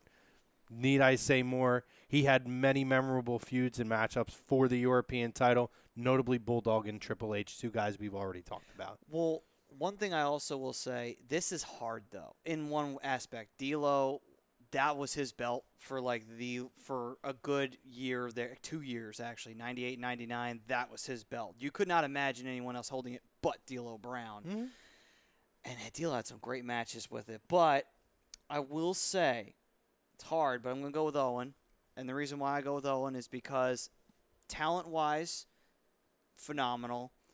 And also on top of that, too, Owen's first belt without really being attached to his brother. Because that's the thing. Owen had won the Intercontinental title when he was part of the Hart Foundation. And he had only ever won tag belts other than that. He had never really won a singles title. I guess the King of the Ring counts, quote unquote. But it was the first time he was by himself. There was nobody there was no Bulldog, there was no Neidhart, there was no nothing. It was the first time he won a belt, and it was truly by himself. So that definitely was a big thing. And Owen was a really good European champion for the one time he did hold it. Sure. So I go with Owen on that one. Maddie. It's more meaningful with Owen. It was more meaningful. I think D'Lo, listen, he made it work for him. He had some great matches with it. But like you said, Chrome, it was more meaningful with Owen. Yeah. So it has to be Owen. There's a reason that the Bulldog and Owen were chosen to establish that belt. Yep. And I would typically go with someone like a D'Lo in this scenario because typically I would say Owen is more known for the Intercontinental title. Usually that's something that would sway me in these kinds of things. But I look at them being handpicked to create that title essentially by setting the pace of this is the level of expectation we expect for this title. And because he was never a world champion, I think if Owen ever was a world champion, this would be more of a wash for me, but it wasn't. So to me, Owen Hart. Owen Hart, yeah. So All right. fair enough. So the Nugget moves on. The Nugget. I am not a Nugget. All right, guys. Next matchup. William Regal and Shane McMahon. Can I lead off with this one, please? Yes, Sure, please bro. do. Because Go right ahead. these are one of the few ones I actually remember here because it was so infuriating to me. So correct me if I'm wrong. Didn't Shane McMahon retire this championship because he wanted to go down as the, quote, undefeated champion? Yes, he retired it. Yeah. In air quotes. Then he brings it back, and who does he give it to? No, he did not bring it back. He reintroduced This it. is what happened. Midian literally took the belt out of his bag and said, "Can I have it?" And Shane said yes. That is how the storyline went, and that's how Midian became European champion. I could go on a monologue on how William Regal was great as the European champion. I don't even have to go to it. Shane McMahon made a mockery of the belt. So, no, Regal wins. No. I would have to. I agree, Brodo, in the fact that it's definitely Regal. Because if you think about who was the European champion through and through, it was William Regal. When you think European title, you really think William Regal. So, yeah, Regal has to win that by default. Yeah, I would agree with that. But I think there's a much bigger argument for Shane, though, for the simple fact that it's one of the most memorable storylines with the European title. Yes, but I that know. said, I agree. At least in this matchup, when you think European champion, you think William Well, Regal. here's Yes. the one thing. It was the only storyline that I can remember where the European title at WrestleMania, even though that WrestleMania wasn't exactly the greatest in the world, but it was higher than the Intercontinental title that year because that storyline was so much better Oh, than for what sure. was going on with the Intercontinental Championship. Like, listen, you guys can get mad at me and say it's a bad comparison because it probably is. But when I remember that Shane McMahon and the mockery that they went through with the whole, oh, I'm going to retire as an undefeated champion, and with Mideon taken out of the bag. And yes, it was a big storyline for that title. I remember watching that live. But you know what also was a big storyline for the Cruiserweight title at the end? Hornswoggle winning it. It doesn't mean it's good. It was great. Not just good. You're right. It was great. That's a hot take right there. And plus his feud with that title against one of our next competitors. Oh, look at that. oh, boy. In our next matchup, we have X-Pac versus HBK. The second European champion. Absolutely. Maddie, go Which ahead. with that this one he did win in England. He did. In the he UK. beat Bulldog in One night England. only. Was it one night only? One night only. And I think that was the main event. That was the of main that event, show. yes. So, all right. By the way, if you haven't seen that match, watch it. It's great. I'm going to kick this one off. Sure, go ahead. It's X-Pac. It's absolutely X-Pac. X-Pac had great matches with that belt, memorable feuds, and I didn't know. A lot of people are probably like, how do you not pick HBK? HBK, when he won that title, that was one of the launching points for DX for sure. Oh, absolutely. But it launched the group, not the him. title. He was already there. He was already there. This was a big run for X-Pac during the Attitude Era that gave him a singles run that was absolutely meaningful. And again, when you had guys like Owen and Bulldog and even D'Lo's run and other guys, one guy at the bottom we'll talk about, Jeff Jarrett, these guys who made this title something at that time, X-Pac had one of the more notable runs. Well, I'll tell you as well, X-Pac was a part of one of the most, I wouldn't call it one of the most shocking moments with that belt. WrestleMania. Yep. Shane, X-Pac. Well, yeah. They were surrounded in that whole, I mean, that's where, DX kind of turned? That's where, so the way that worked out was China had gone to the corporation. She came back, yeah. She came back, helped Hunter earlier in the night to defeat Kane. Mm-hmm. And then it turned out that she never switched back to DX. It was a double turn, really. Yep. And Hunter actually was the one turning and joining the corporation. Which was great because that's funny when that storyline you look back on, it's like, holy shit, not only was that belt the biggest storyline X-Pac's ever been a part of, on top of that, too, it was higher than the Intercontinental title, only ever time. And on top of that, it launched Triple H from leaving DX to become a main event star because when he joined the corporation, that's pretty much what happened. He immediately went into a feud with The Rock right for after sure. that. So in full picture, I ripped apart Shane McMahon. I have to give it to someone that's a part of that match with the X-Pac Shane match. And two, I think he's starting to sway back to Shane. no way in hell. No way in gonna hell. have some Especially against regret. Regal, no chance. But again, I'll go back to it. When I think of HBK, I don't think European champion. I'll probably have to go through 25 things before I think European champion. I mean, hell, if it wasn't for the fact he was champion, if it wasn't for the fact he was holding the European title at the Hell in the Cell, you would forget that he actually was the European champion because that's the only time you ever really remember him is when he's walking out to the Hell in the Cell and he's not even defending it. Yep. And we got a battle going on YouTube right now between hell. Frank Vespi and heel Frank Vespi. Oh, Christ. It says, Oh, boy. why is Mideon not in the tournament? He says, yo, does heel Frank Vespi in the house? Yo, you be dealing with the X Factor. X-Pac is the GOAT. Oh, Jesus Christ. He made two separate accounts. Frank Vespi says, don't listen to him. He's an imposter. The Uncle Cracker theme, though. Heel Frank Vespi says, stop it. How can I win that Frank, title? you're on vacation. Why are we making burner accounts? I like it, Frank. That's all right. I enjoy it. We all have a little angel and devil in our system. I mean, So X-Pac defeats HBK in what some might consider an upset. I don't think it's even a question. Listen, but HBK would probably win a lot of different March Madness type tournaments. We'll let him sit out on this. if this was a WWE Championship bracket, okay, this would be a Or totally like a different. greatest X-Pac of- wouldn't even be here. Or but, greatest you of know. all time, he would go far. Listen, he'll be fine. Yeah, he'll be speaking- just yeah, fine. We'll give yeah. X-Pac some shine for this. Yeah, X-Pac wins through some outside shenanigans. I will here. tell you that the greatest Intercontinental Champion crowned in the original tournament we did was HBK. So there you go. So He there can we afford a go. first-round he's loss in already this won. one. Yeah, he's dropping the L. In our final first-round matchup, we have Val Venus versus Jeff Jarrett. All right. Go ahead, Maddie. So it's going to be Val Venus, and the only reason why is because, like Jericho, Jarrett only really held it for a day because Jeff Jarrett beat D'Lo for it, was the second guy behind D'Lo to be the only guy to win European Intercontinental title gold at the same time. Jarrett then gave it to Mark Henry. So really, it has to be Val Venus because Val Venus actually won the belt and held the belt and defended the title for a period of time. Jarrett really didn't do it. He had a great match to win it at SummerSlam against D'Lo, which actually opened that SummerSlam that year.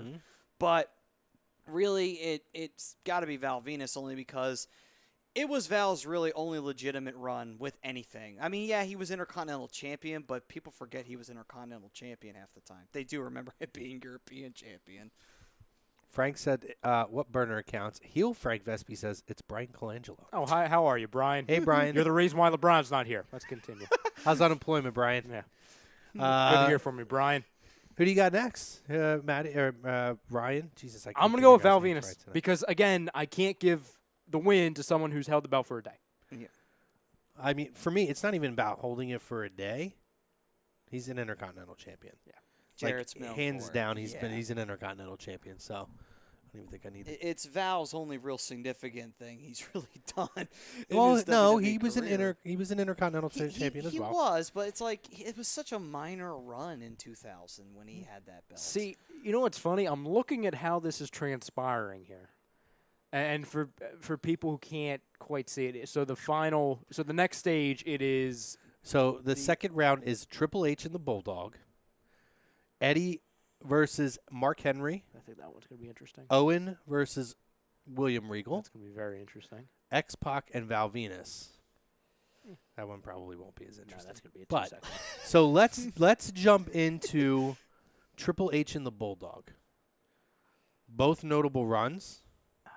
I have to go Bulldog, and I'm going to go Bulldog A because, again, not only was he picked to pace it, when you think of European champion, you think of the Bulldog, but, really, that was his biggest title in WWE. I mean, you could say his Intercontinental title run, to me, his Intercontinental title run was a little, I don't want to say underwhelming because it's cutting him short. The match that he won the Intercontinental title was epic. Mm-hmm. When he beat Bret Hart at Wembley Stadium at SummerSlam 92 at the main event. Absolutely. But there's not a lot in the actual run that I really look at him and say, oh, he was one of the greatest Intercontinental champions of all time. But when you talk this title, to me, he really set a high standard. Before it became what it became at the end, he set a very high standard for this title, and I thought that he was phenomenal with the European title. He wins for me. Bulldog, number one, he was the first. Two, like you said, he set the pace. He got it started, and he did it very well. So I'm sorry, Triple H. And again, when I think of Triple H, I don't think European champion. Yeah. So Bulldog for me, absolutely. So for me, it is Bulldog, and it's just, again, you pretty much hit the nail on the head. He was the first ever champion. When you think actual championship, it literally is British Bulldog. I mean, when he won that belt, he held it for the longest time. And you're right, his Intercontinental title run, it was the match he won it in that was the most prominent thing, not his actual run itself. Bulldog held that belt he held the European title forever. He did. So it has to be, it was such an epic run that they could only end it with Shawn Michaels beating him for that belt to make it legitimate Well, enough. think about the Hart Foundation then. Yeah. He was the European champion. Owen was the Intercontinental champion. Brett was the world champion. You know, a lot of them all had belts on them, and they were the tag champions at the same So time. they held all the titles. I mean, essentially, weren't they tag champions when they competed against each other for that title? Yes, they were. There you go. We have our first member of the Final Four. He has made it to the Final Four.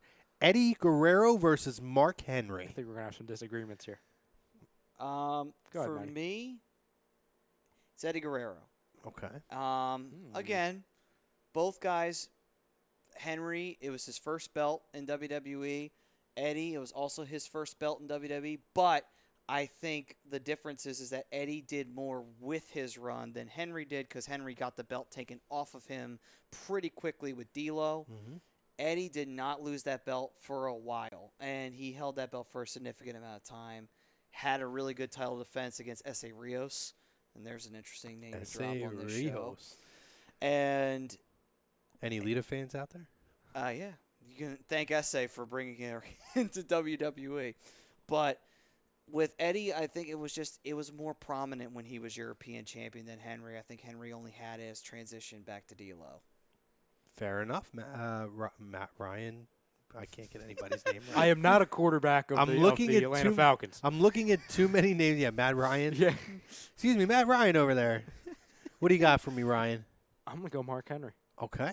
Okay, interesting. Go ahead. And I understand, yes, Eddie Guerrero's title run was longer, definitely. Maybe More significant, at least. more significant, okay?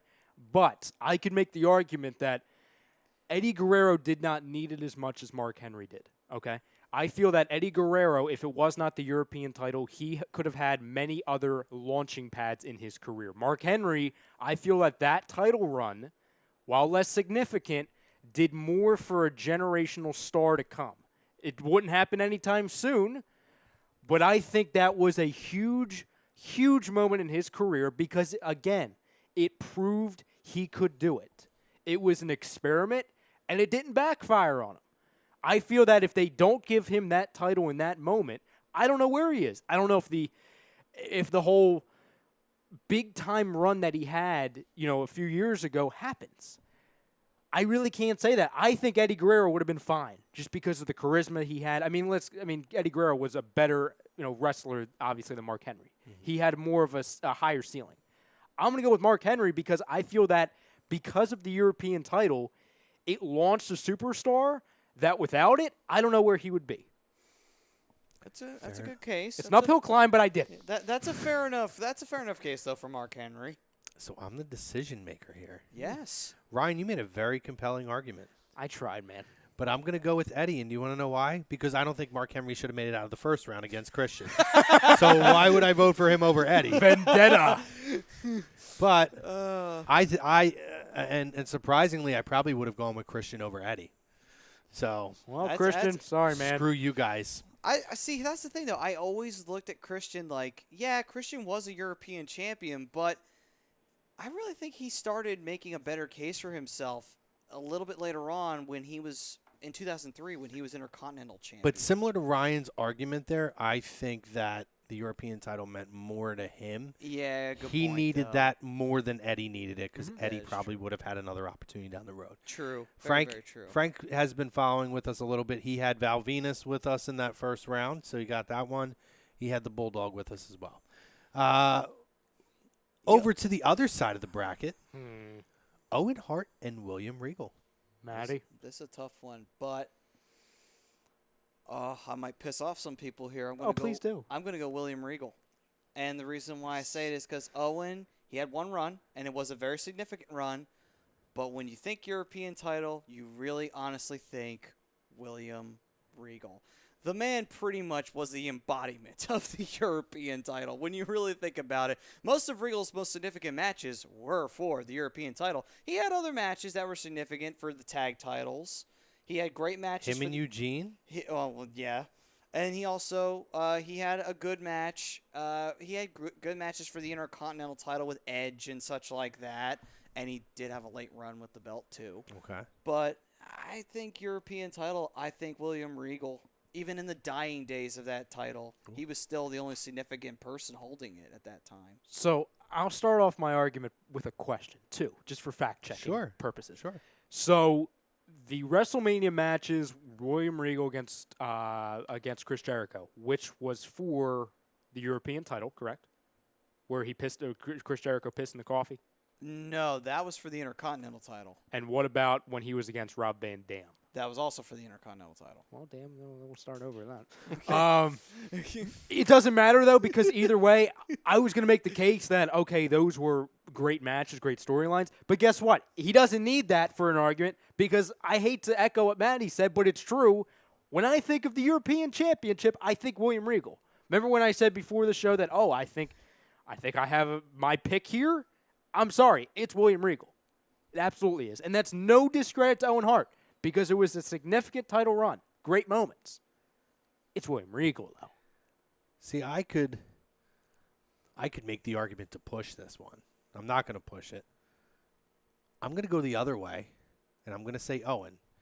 And the reason I'm saying Owen, I agree with you. When you identify the European title, essentially there's two guys you look at, right? But one guy was set to establish the title, and another guy was there during its dying days.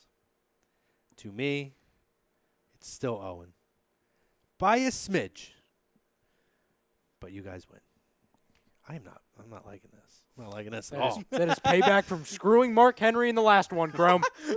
You had it coming. Screw him. He screwed himself. No, Eddie just lied and cheated and stealed his way to the next round. Even though he didn't hold the belt before that became a thing. In our final second round matchup, Alrighty. we have X-Pac versus Val Venus. This one could be interesting. This is the opening match of any pay-per-view card, maybe even the Sunday Night Heat match. Yeah. I'm going to go with X-Pac. I think X-Pac, his feuds, X-Pac to me obviously is a bigger star in the industry, and his most notable singles title was the European title. Mm-hmm. He held on to that for a long time.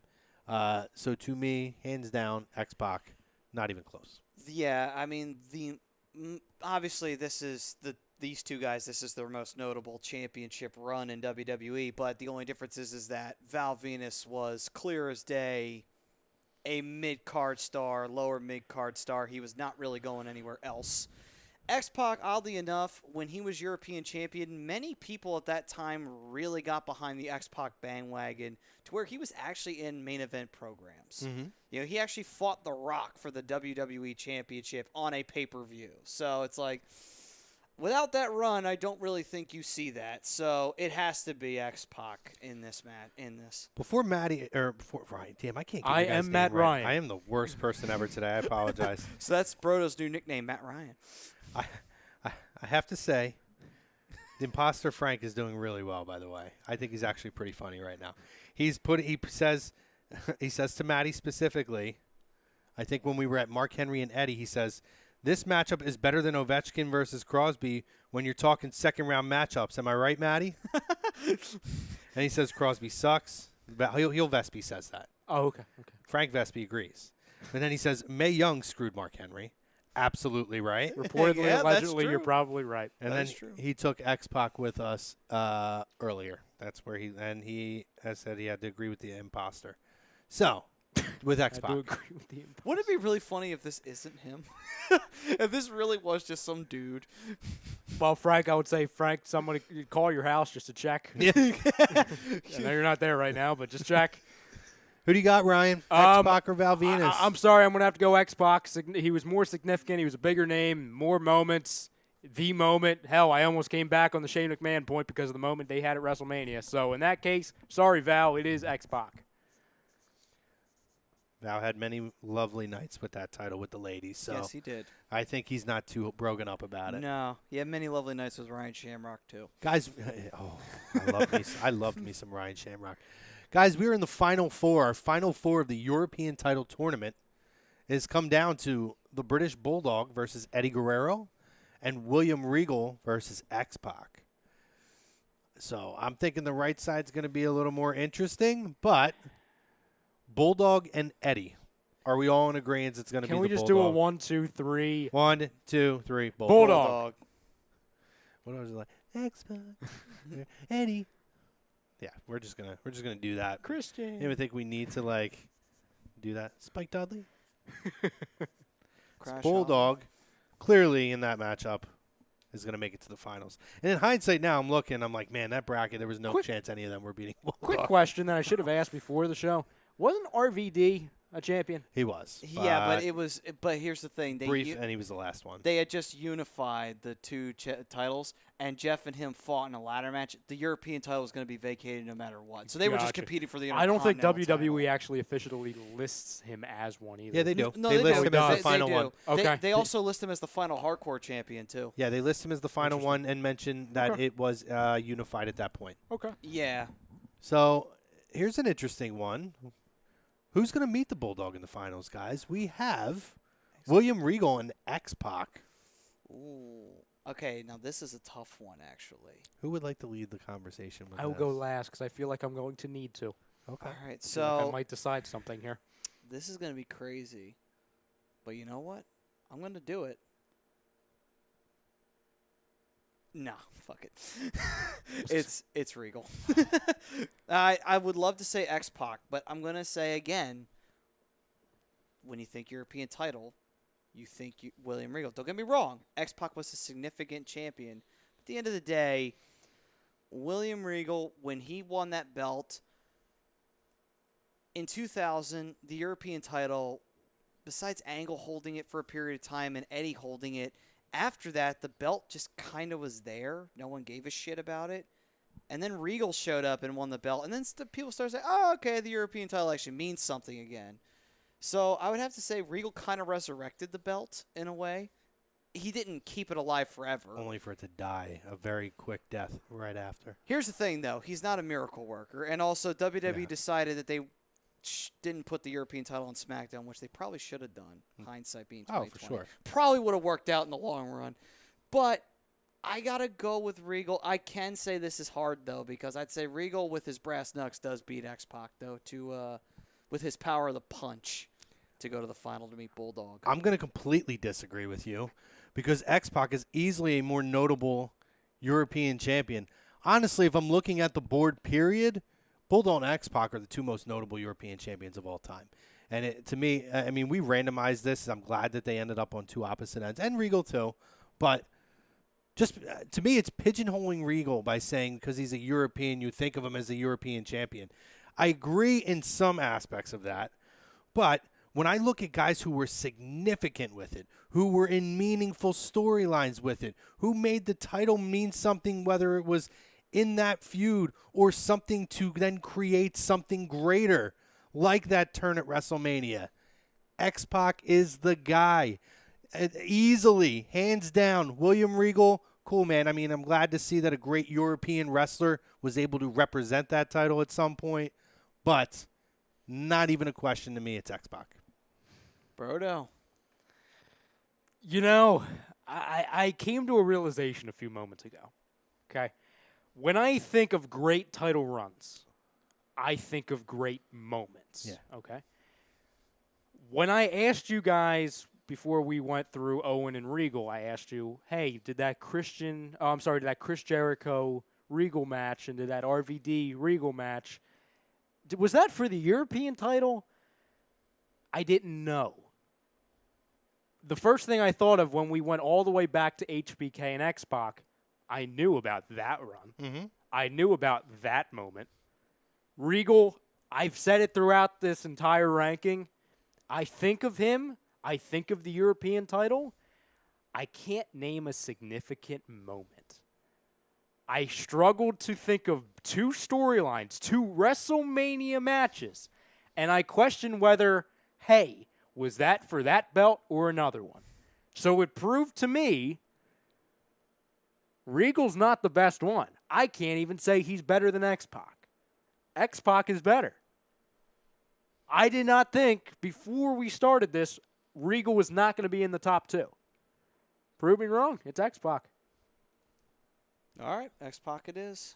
Listen, when you think of, especially in wrestling, okay, when you think of great storylines, you think climactic, big-time moments, perfect endings to things. The European title was a part of a huge moment in the 90s. And it wasn't about the title, but it was a part of it. X-Pac is significant enough to beat Regal, so I'm going to go X-Pac. Mm-hmm. And also, I don't think Regal would have a chance in hell beating the Bulldog either. We got our finals, boys. British Bulldog versus X-Pac.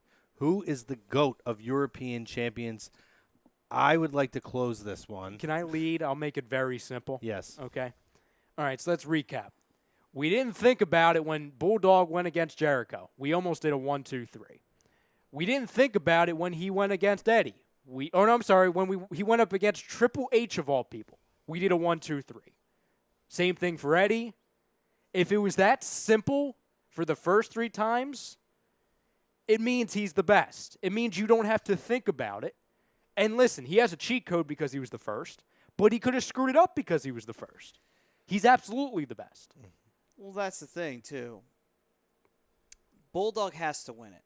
And the reason why is because, yes, X-Pac did have a very significant moment, but so did Bulldog. Actually, if anything, he had 2, maybe even two significant moments with that belt. Him losing it in England, him winning it in Germany, and holding that belt for a very long period of time. Now, obviously, people could say, yeah, but you know what? They didn't really know what the European title was going to be at that time because it was 97, and they didn't always have it on the line a lot of times. They really wanted to keep it strictly into the European continent. But that's kind of undercutting the fact that Bulldog set the precedent early about him that on the first European champion, he carried it well. He had significant matches. Also, at the time, he was tag teaming with Owen. And that championship run they were having was kind of distracting him from doing anything singles. And Shawn, when he won the belt, he also won the WWF title at one point, too. So it's like that distracted him from being able to hold that belt. Mm-hmm. In my opinion, though, Bulldog is the first. He had the most significant first match he needed to have. He carried it well. And yes, X-Pac had a great moment there, but I'd say even the match where he lost it, it meant a lot for him to lose the belt, and it meant a lot for him to win the belt. So I would say, because the belt's kind of an afterthought when you think about X-Pac, Shane McMahon. Shane kind of has it, but it's just kind of to dig at DX and just to say, fuck you, X-Pac, I got your belt. Mm-hmm. That's it. And then he just gets rid of it afterwards. So it's kind of like the belt was kind of insignificant to the overall big picture. It was DX versus Corporation. For Bulldog and HBK, it was the belt. It meant a lot. That, like, hey, I got the belt now. Fuck you. Like, it was the one-upsmanship. So clearly we have our winner, and I'm just going to seal it up with a 3. Absolutely Bulldog. And for all the arguments you made about William Regal when you think of European champion, I don't think of William Regal, European champion. I think of that great European being the European champion. That guy being the face of that belt from the inception of that belt. And I can tell you, I am not a Bulldog guy. I never have been. I think I understand his legacy, but I've just never been a guy who can go back and watch a lot of Bulldog matches. That match with him and Owen, I could watch it time and again. Phenomenal match. The match with him and Shawn, phenomenal match. And when you talk about a time where the Attitude Era is just starting to come into or become a thing, you think about what that faction, that version of the Hart Foundation was. And he was the guy who they chose to represent that title and in a main event program, because the DX Hart Foundation feud was the must-see WWE program, that and then anything Austin was doing at that time. Easily, hands down, no question. But I take nothing away from X-Pac, who had a phenomenal run. Clearly, to me, that is the title that defined him. And obviously, you make a great point with, the backstories and everything that was thrown in between with that run that he had and with Shane and everything. But it doesn't take away. You go back, some of his greatest matches were when he was the European champion. To me, now looking at the bracket and as we started to fill it out, because I thought Owen would go a little bit deeper. But I think you look at that and there's, surprises happen as the bracket goes. And as we went, I thought, man, Like, I don't think anybody is even close to touching those two guys when it comes to the European title. So, Lazy Booking has officially crowned the European champion, the greatest European champion of all time. That would be the British Bulldog.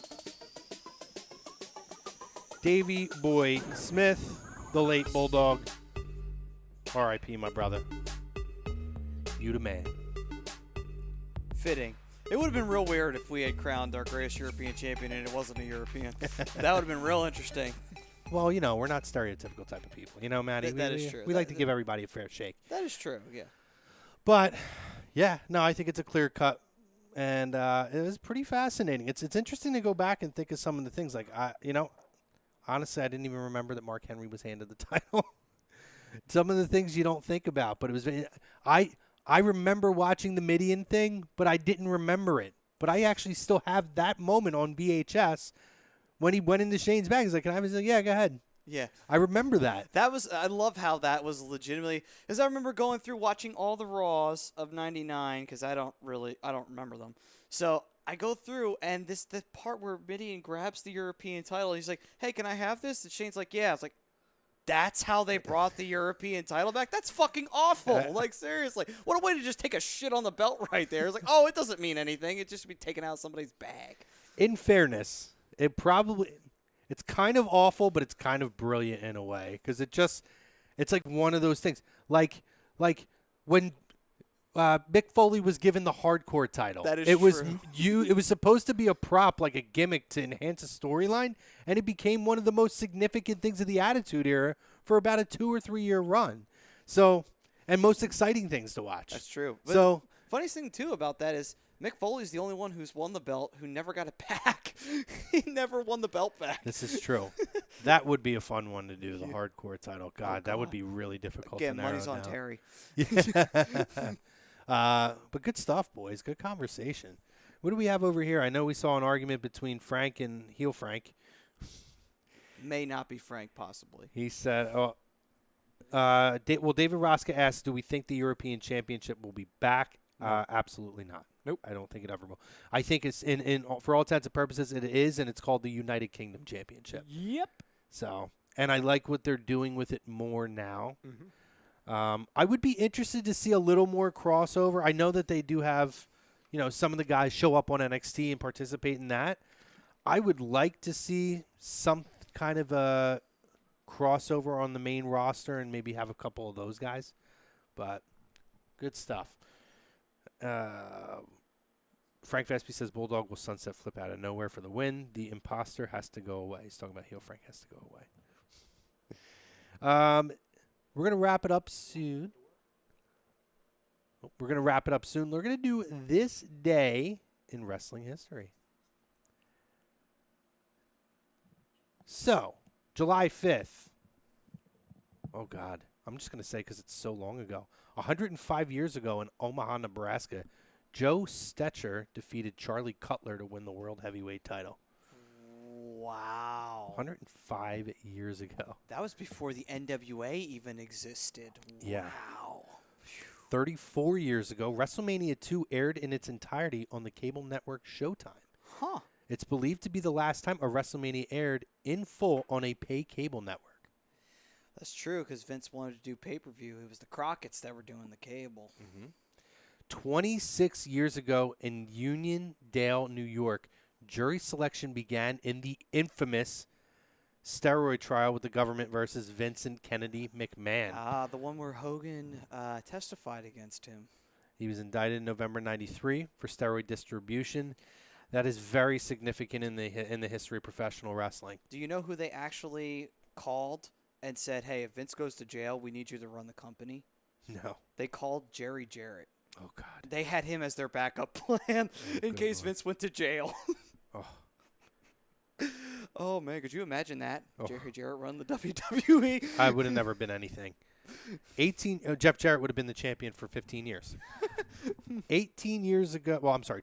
years ago today, WCW presented Nitro from the Georgia Dome in Atlanta. And they said it was 25,338 in attendance, but it was only 19,500 that actually paid. Ooh. The main event was world champion Kevin Nash defeating Sid Vicious by disqualification. On that same show, Scott Steiner was stripped of the WCW United States title, and it was awarded to David Flair. Talking about awarding titles. Oh, God, is that? It was during that time period. Oh, man. But what was significant about this as well was it was the very last wrestling event they ran at the Georgia Dome until WrestleMania 27. Wow. Wow, and that's a really bad WrestleMania. I feel so sorry for the Georgia Dome. Megadeth performed on this show.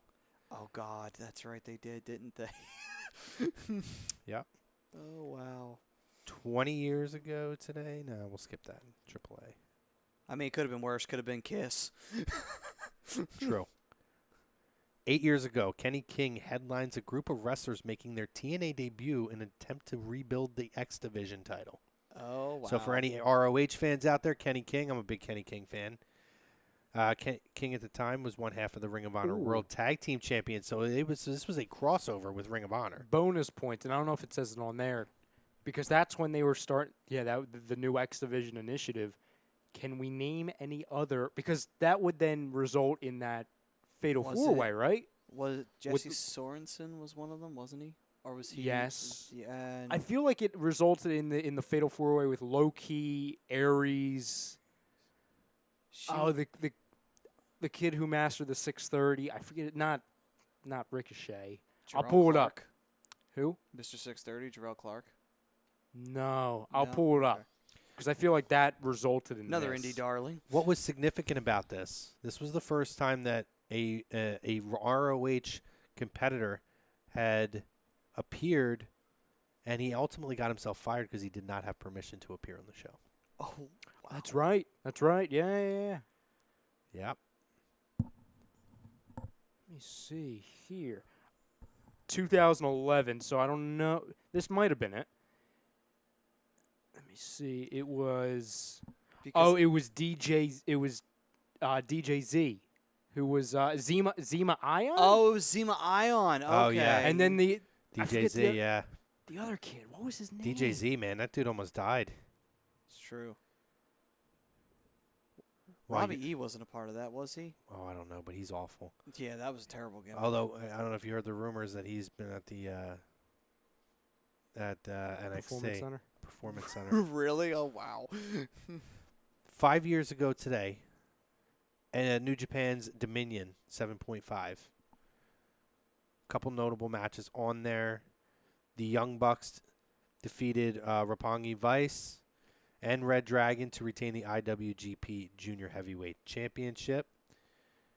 Red Dragon, who are currently in NXT. Yeah.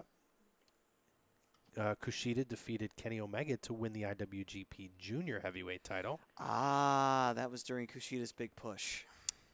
The Bullet Club, Doc Gallows and Carl Anderson, defeated the Kingdom, Matt Taven and Michael Bennett to win the IWGP Tag Team Championship. Oh, I forgot about them. Haruki Gato defeated Shinsuke Nakamura to retain the IWGP Intercontinental title. Okay. And Kazuchika Okada defeated AJ Styles to win the IWGP Heavyweight Championship. Okay. Not to And was that to end AJ's? I think it was his second and last IWGP title run. But anyway. Not to backtrack, the fourth member of the Fatal Four-Way with Zima Ion, Aries, Loki, Jack Evans. He was the maxer of the Corkscrew 630. Jack Evans, that's right. Yep. That's right. He was big in Mexico. Two more big ones, actually. Well, one more very big one. And we have happy birthdays. Oh. I have one for you, too. 4 years ago today. Ooh, I almost feel like I want to guess this one. Go ahead. Give me a hint. Give me and Maddie a hint. It's significant. It's still a significant gimmick now. I'm sorry, 2 years ago today, not 4 years ago today. 2 years ago today.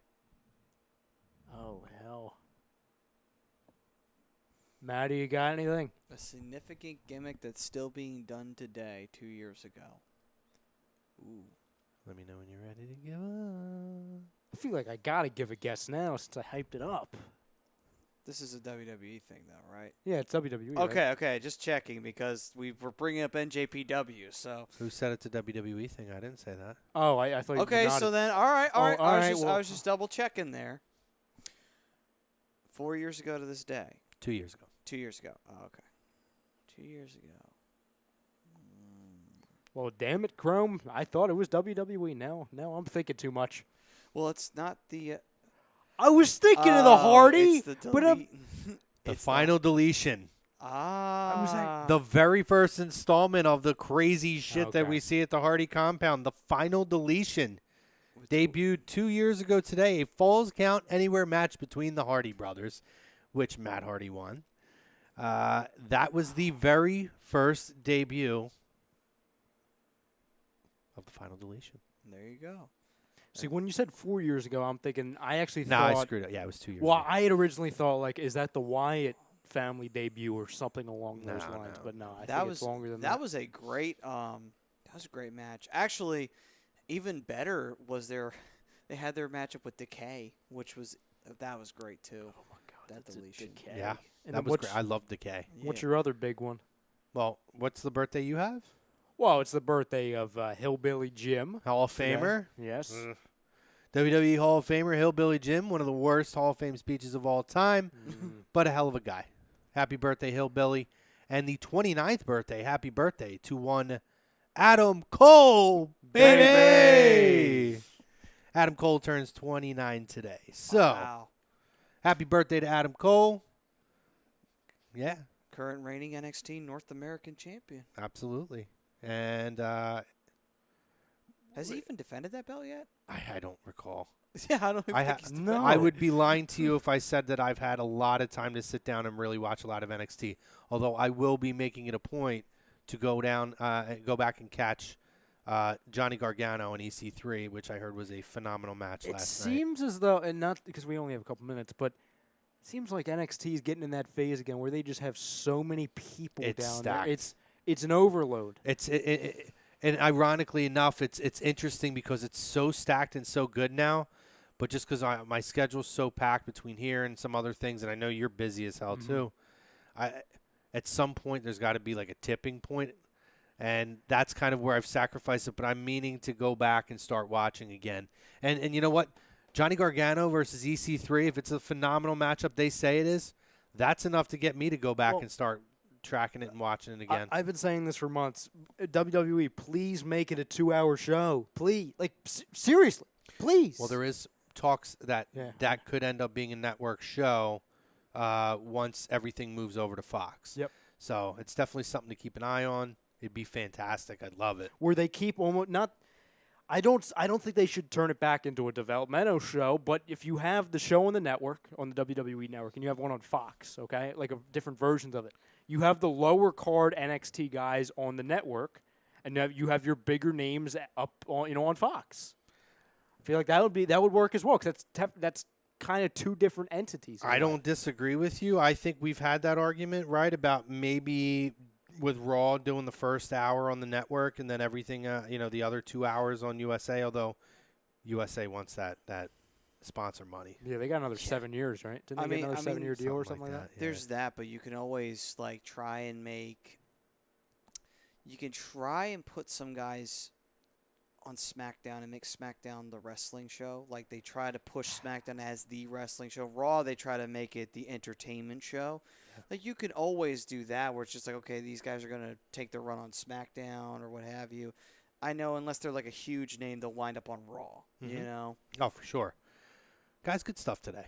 Good stuff, man. Matty, good stuff, brother. Thanks, man. Ryan Brodo over on the ones and twos, as usual. Mr. I nickname myself, killing it as always. Thank you, sir. Matty, great stuff. Hell This yeah. is a lot of fun, guys. We should do this stuff more often. We should. By the way, give everybody a heads up. You should watch on Sunday because Cody Rhodes is challenging Kenny Omega for the IWGP Heavyweight title on Listen, Sunday. if you're not a person who watches NJPW, you haven't had a chance, Matty just gave you the plug and Yeah. told you it's going to be happening. It's going to be a fantastic match. Check that out. But good stuff, guys. Thank you for the fan for joining us on Facebook, YouTube, Periscope, wherever you joined us. Thank you for your comments. We always appreciate it. We had a lot of fun with this. Next week, we got our preview for Extreme Rules. Hell yeah. You'll be back on the couch next week. Yes, I will. Mike Mataraki will be joining us next week. Ryan Broda will be here next week, correct? You know you're stuck with me. I love it. I love you, Ryan. You know that. Even though I can't get your name right half the time, because when It's all you two right. are sitting here, I call Listen, you the I'll go with Atlanta Matt Falcons. Ryan. At least, as long as I didn't blow a big lead in the Super Bowl. That's all I ask. Congratulations to the British Bulldog. Rest in peace, British Bulldog, the greatest European champion of all time. Matty, give us the read, buddy. All right, then. So, Lazy Booking was brought to you by, like it always is, Gibson Mayer LLC, your certified public accountants, located at 301 Oxford Valley Road in Yardley, PA. You give them a call at 215-369-3300. Tax season was here, but it will be back before you know it, so be ready, be prepared, and call Gibson Mayer. Side note, I'm digging the music, by the way. I try. Guys, a lot of fun from the Real Talk Studios. A2DRadio.com. This has been Lazy Booking. We will see you guys next week.